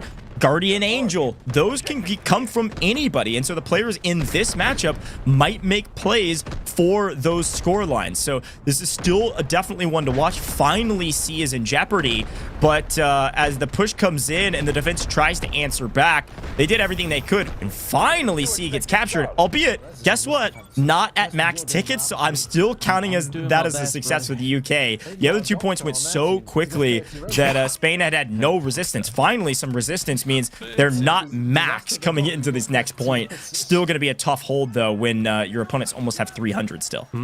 True. Now, United Kingdom back on D1 and D2, where they suffered the loss in round number 1 when they had to play against France. Now, on the defensive side of things, though, this is their second back-to-back defensive rounds, defensive games, and the last one was against Germany, and D1 and D2 went very well. In fact, remember, they got Germany all the way down to like 47 tickets before Germany sent it to the final objective. So, as far as I'm concerned, United Kingdom are a very, very strong, formidable defensive team when it comes to D1 and D2, but I do see an artillery barrage. Now, that's what did United Kingdom in when they were on the attacking in round 1. Will this be what undoes them on the defensive side of things? Well, we're about to find out. Golly. Yeah, Tactical Brit said, I'm going to go all the way back to point E and just be a menace. This is not he's dropping in shells. We're seeing the bullet drop on these shells. He's just sending them down range. He is the artillery barrage. Yeah, he doesn't need to call in his own artillery barrage. Somebody said, I see you. Problem, he's built out this vehicle to be anti-vehicle. Look at that. He's got locked-on missiles to take down other vehicles. And let me get back to what I was doing. Push up the hill, why don't you? Good luck. Explain that to me. So you said he built this this tank or this weapon or this vehicle, excuse me, to be anti-vehicle? Yeah, that's right. So you actually, each of your vehicles have their own, basically, quote-unquote, loadout. You can change the type of weaponry that your vehicles can have. So he chose what type of weaponry are on some of these vehicles. Some vehicles are intrinsically built to be anti-vehicle. They have anti-vehicle rounds in them. But you can choose to swap out the guns for an anti-infantry round or something similar. Tactical Brit went for this, which is anti-everything, apparently, from distance as he's dropping in those shells from a long way away. Okay, well, even still, though, the progress is being made, and Spain is pushing up, and they're pushing up quite well.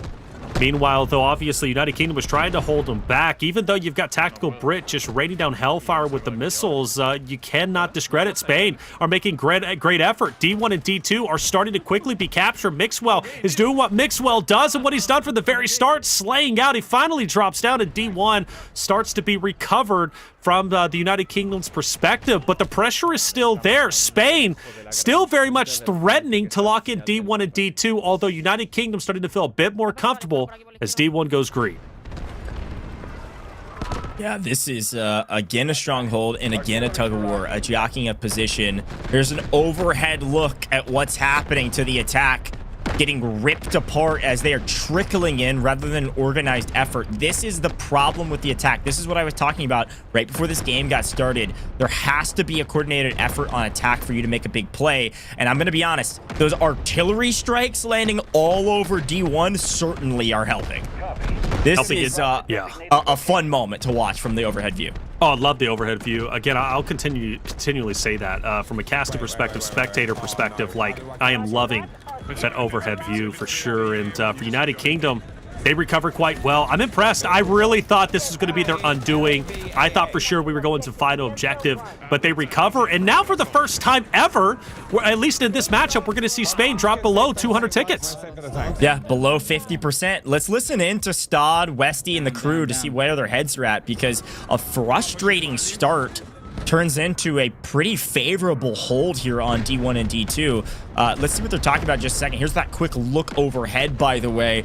The war, the battle of attrition, D1 and D2 is just about bodies on the point right now. So we'll listen into both of our teams and see how things are going. Estoy sacando toda la polla. Sí, sí, estamos todos aquí contigo. Si he puesto una Vale, baliza. va, podéis hacerlo. Madre mía, no sé qué está haciendo daño. Chaval. Ahora me ha matado un tanque hasta que estaba a 1 metro. Chuparla, gilipollas.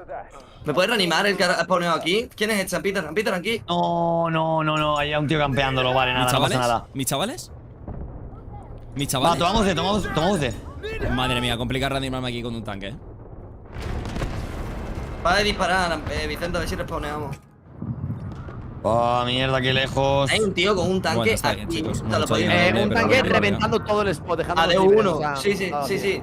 O sea, no tiene sentido esto, señores. Este tío del tanque, tío. Madre mía. Es un pavo con un tanque al fondo del mapa. No puede... Creo que el push que he hecho ha conseguido que lo saquemos de aquí cerca, al menos un poco. He metido en artillería. Hay que ir a D2. Well, a coordinated effort from Spain is working thus far. They're able to take back D1, and they gotta swing back to D2 at this point. Yep. The problem is how. With the tug of war that could happen, if everybody goes flying across and it doesn't immediately work, you lose all progress you made on D1. Look at the defense coming to rally around D1 as a separate squad is attacking D2. A risky effort, proving like it's going to work. Look at that attack on the right-hand side. They're taking D2, but now losing D1. We have to have a monster effort here from the likes of some of the Spain creators to take both. And Tactical Brit is just back to his old ways, doing his thing. Oh, no, back to his old ways. Doesn't even move. Stays where he's at and just rains down hellfire. Granted, he's not seeing the most out there, so I'm curious how much benefit he's going to get here, as like you said, Spain does make quite a bit of progress. They really do. United Kingdom have to hold on tight to win it here. If we go to the final objective, we've seen how close it came down to the wire, right, when they played against Germany just a little bit ago, and it looks as if D1 might get captured. Can anyone from United Kingdom get onto it? They cannot. Sector D is lost, and we're moving on to the final objective. Yeah, I mean, the entire burden of responsibility can't rely on Brit to make the play there. He needs bodies on point. Got to be frustrating when you're getting a ton of value out of this vehicle from distance to not have people on the point. But again, when they're spread like this vehicle is not very useful against infantry. And I think that's the thing to remember, is why you build out vehicles a specific way to target different types of fights. He's in the perfect position to take down other vehicles. And when they all group up, throwing down some shells, yeah, it's an anti-everything vehicle. But when they're spread like that, and you've got that crazy bullet drop with this massive artillery shell used to taking down vehicles, it's so difficult to take down infantry with them. And so he's just not getting a lot of value out of it as they're pushing to the new point. But here we go, the final push, and 225 lives to play with. Spain, a massive moment. Let's kind of listen in to what Westy and the crew are thinking as they're trying to hold the outer edges of what could potentially be a big flank here from the Spaniards. Copy. Vehicle dropped to While we wait on that, Taylor, look at this overhead view, man. I love that we're catching this tank flying in, because the vehicle call-in system, the support systems like that, some of my favorite moments. Manteniendo la X me curo yo. Vale. Dime cositas. Que voy a poner aquí una balsa de estas para respawnear, Aquí la voy a poner. En la pero espalda. también puedo curar a los demás, ¿no? Es lo que estaba haciendo. Ah, pero no reanimarlos. Pero puedo curar a Peter, que está allí. Señores, acabo de... Cúrame, por favor, gracias. Qué bien, Gref. Para que spawnéis la espalda. Claro. Pero te cura una mierda. Is anyone close to a missile? They must be. Not yet. Freddy's only on 19. Yeah, I'm not only love the spectating system, but also just the gameplay, the chaos that is warfare, paired with obviously operations, some fun stuff. Okay, but we gotta listen in to Stod and Westy. They know what they need to do for this point, okay? They know they need guided missiles, but they have to whittle down some of these tickets first. You are going to run out of guided missiles. You can't let that be a lifeline. Let's listen in. On the left side now. Okay, they've just rolled in with 4 vehicles. Oh no. Oh no, we're gonna lose. No, we got it. We got this, dude. We are actually on the point this time. That's the difference. We got it. There's tanks still pushing up though. I got shot on the right. They're pushing in now. Side building.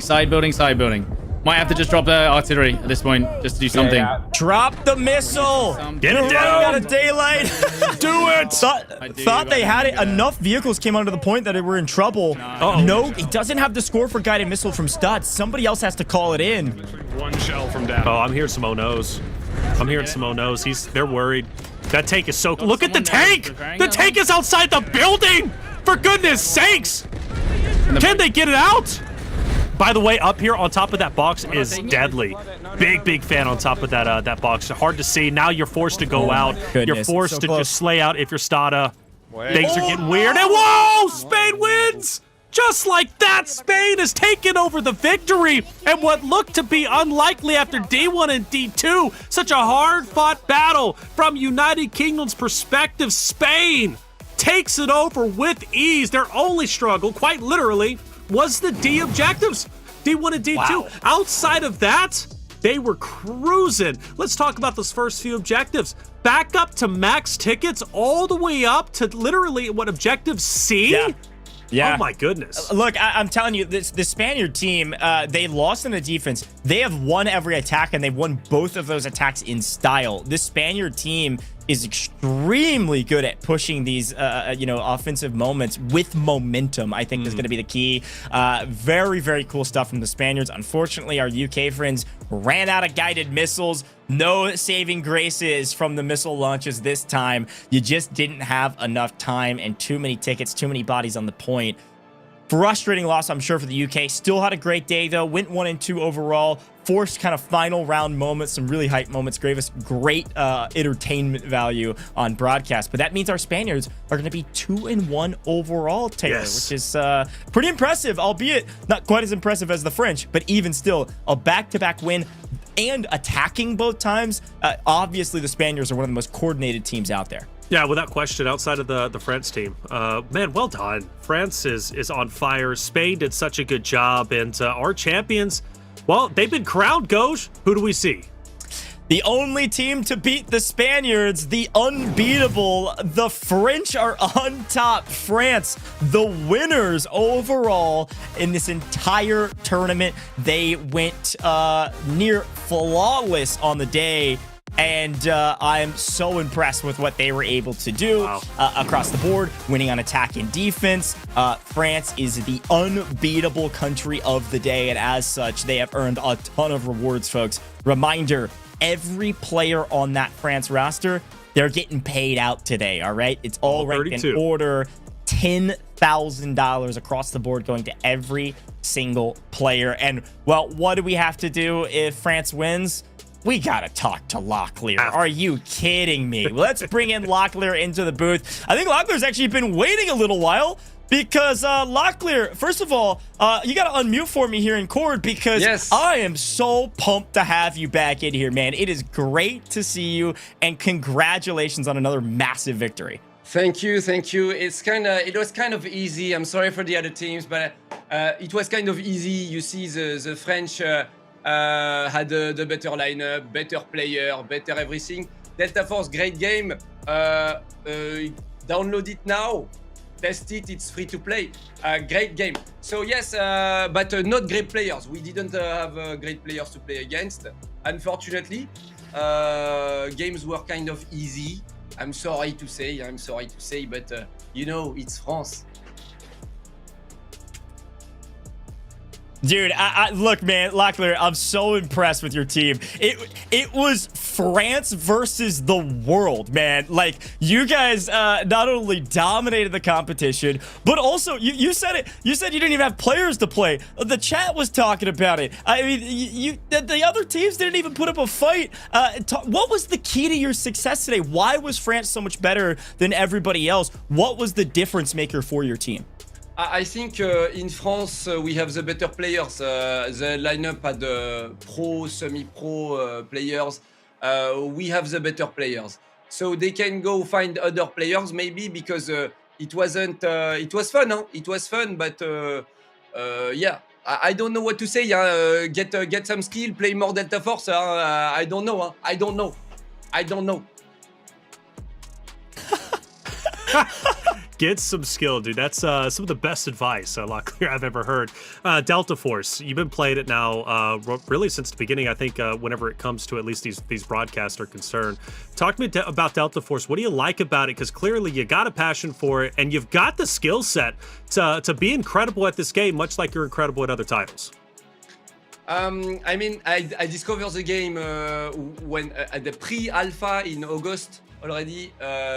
One of the best games I've played. I'm real here. I'm real. It's like the operations is my best place to go. I like the operations. I like looting noobs. But the warfare is very, very nice also to warm up for the operations, and also to more of a fun place, you know, less try hard, less. But the game is great. The game is really great. It touches good. You shoot people. It good. It touch. You know. It's very good. It's very, very good. You have to try it to understand, and it's free to play. I mean, I already spent $800 on the game. $800. I bought the battle pass.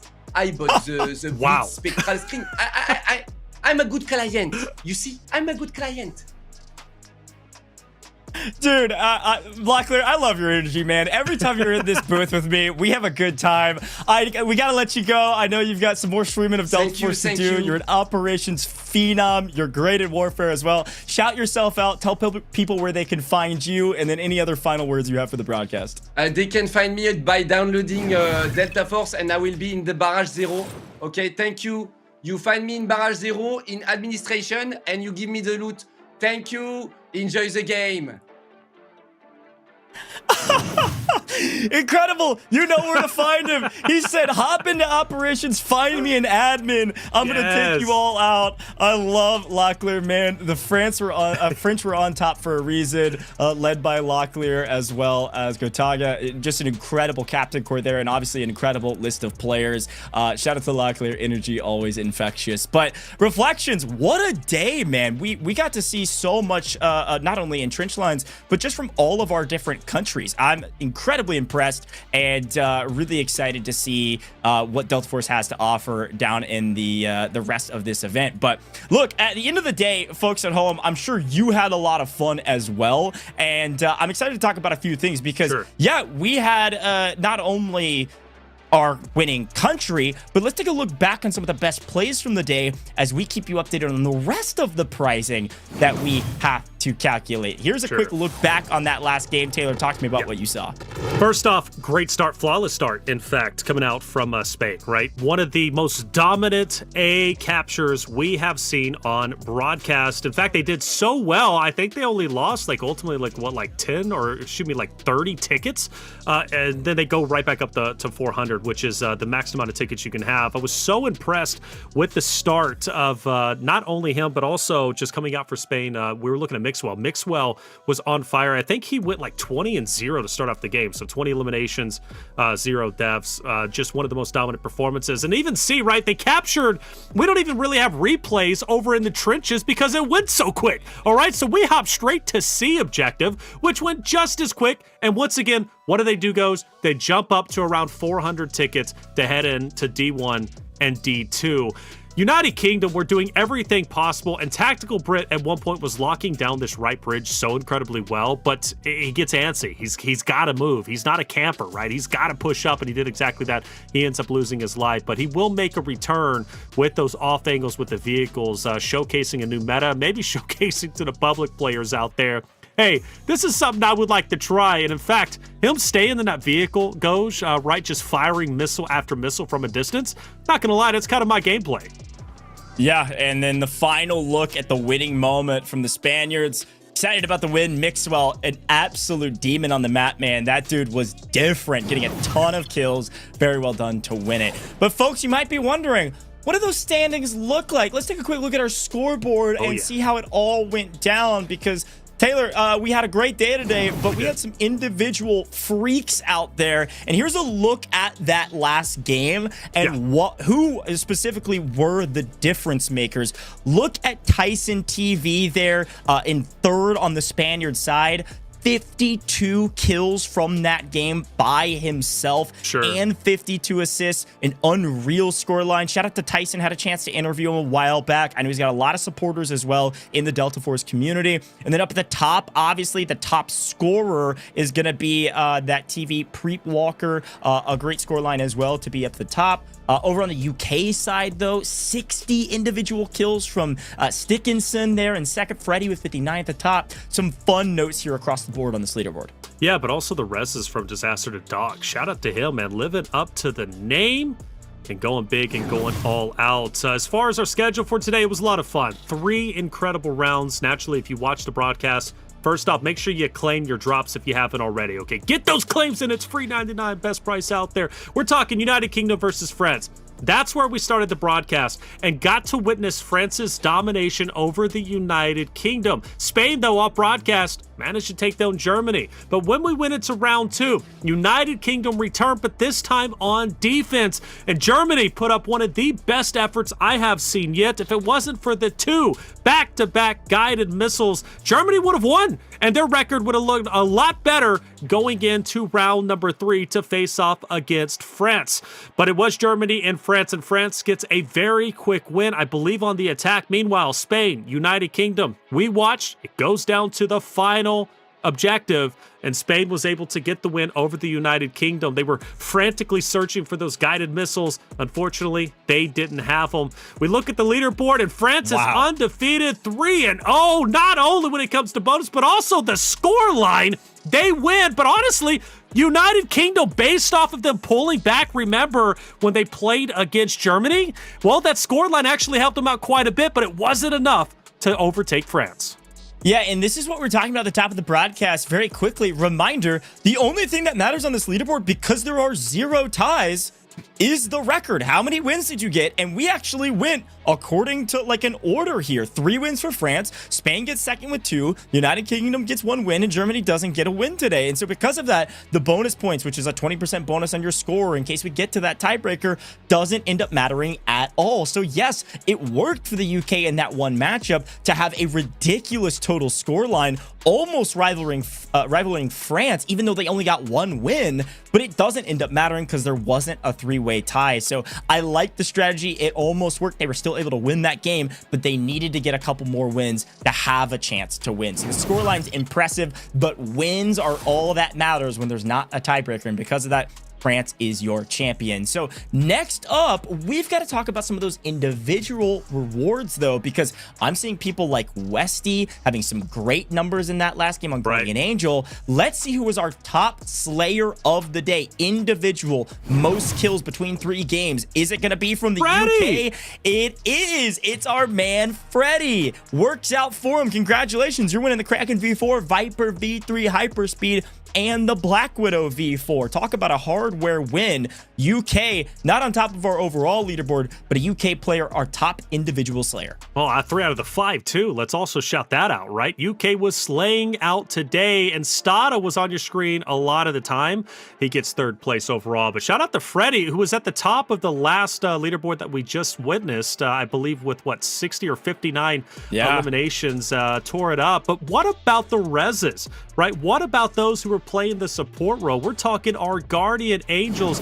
Gotaga was one of them. Is Gotaga at the top? He is not. It's going to be Hickers at 120 at the top. 120 revives, dominating even that of Classic down just below him with 100. Okay, can I just say how insanely impressive this is? You've got to remember, France won their games in like 10 minutes. The last round was a 10-minute game. They were incredibly short games and still winning the rescue category, the revives here with the Guardian Angel by 20 over somebody from France. Yeah. Talk about an unbelievable support player. Ridiculous. But we gotta look at the most valuable squad on the day from the winning country. This is from France. Who's it gonna be? It's Locklear himself. The most valuable squad is Locklear, Arizo, 4, and Elzen. Congratulations, the most valuable squad of the day by a sizable margin. Brought in some ringers, and it ends up paying off. Look at those crazy score lines from Locklear's teammates as well. This squad is on top for a reason. They dominated today. France, the best country, and as such, the best squad is this Locklear team, who's all walking away with an Alienware monitor. What a win. Oh, now that I get to see the bottle number, that is the one that I saw in person, Goj, and one that I'm heavily contemplating picking up. That monitor is great, and you want to up your game. That Alienware monitor is going to do it, especially for these 4, like you said, from Locklear's squad, the top squad of the day, MVP. Well done, and it makes sense, right? France was just on fire, so dominant, and I'm so excited for the future of Delta Force. I really am. This game has a lot of legs. Spectator mode is incredible, Goj. The overhead view is just wild, to say the least. The fact that this is also coming to mobile next year is just awesome. You know, play it on the go, and if it looks just as beautiful as it does here right in front of me on PC, I'm going to be absolutely blown away. Yeah, man. And look, I love that you said that, because you're right. It's right around the corner. But I had a great day with you, Taylor, man. Thanks for some impressive and fantastic commentary here in the booth with Delta Force. Warfare was a blast with you. Give me one sentence to close this thing out. What's your one sentence for the people at home before I send you off? Download Delta Force. It's free, baby. It's free. Go play it, and also claim your drops if you haven't already. So when you do go and download Delta Force and you go to play it, you're already skinned up. That was a run-on sentence, but I gave you one. I love it. Taylor, thank you so much, man. You make my job super easy. I'm sure we'll see you in the future. Thanks for joining me. Of course. Folks, we love Taylor Reflections Noble in this house, and he's already told you to download, which is amazing. You can do it on the website. You can do it on Steam. You can do it on Epic Games Store. But a final reminder to drop a follow wherever you're watching this broadcast. We are live literally all over the place, and join the official Delta Force Discord. There's a lot of good things happening in the Discord, and we all love to be be a part of good things. So go get involved in the Discord. Maybe go find a group so you can play like Stod, you can play like Locklear, you can play like all of our creators who dominated the battlefield today, with the most valuable squad being Locklear's. Who knows? Maybe try to take down his team if you're playing from France. I know we have a lot of folks from Europe tuning in today, so we appreciate you. It's been a fantastic day. And look, at the end of the day, the last reminder I have for you is this. Mobile is right around the corner. You've got to pre-register now. This is important for several reasons. First and foremost, it just means you get to play more Delta Force. You can play on the go. Go get involved. Pre-register now. You got the Google Play Store, Google Play Games, App Store. It's all coming on January 20th. So pre-register now so you know when the game releases on mobile. And you can play maybe at work. I don't suggest it, but you could. You could play on mobile at work and then get home and play more Delta Force. We're here for more Delta Force. I'm a man of the people, but I'm also a terrible influence. Folks, we've had a fantastic broadcast. Unfortunately, we do have to wrap it up. And as a quick reminder to you, that we couldn't do it without you. You're the viewer. You're the reason we make this all happen. So we appreciate you for tuning in. Go get the rest of your Twitch drops if you haven't on some of our other creative broadcasts. Go show Locklear and the crew some love from France. It's been a fantastic day. But until our next broadcast, I hope you stay safe and have a great rest of the week.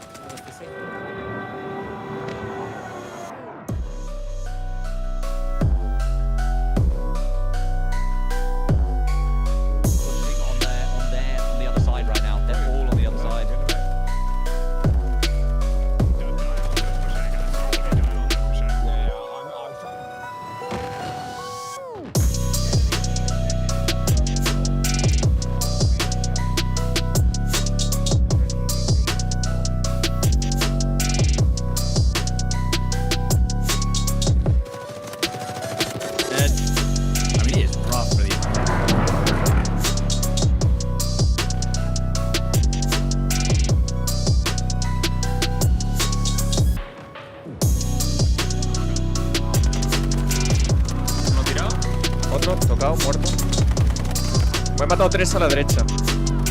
Buena, tío. ¿Puedes resear? No, me ha matado. Oscar, estoy delante tuya. Un momento, tengo 3 tíos delante. Oscar, estoy delante tuya. Que no puedo.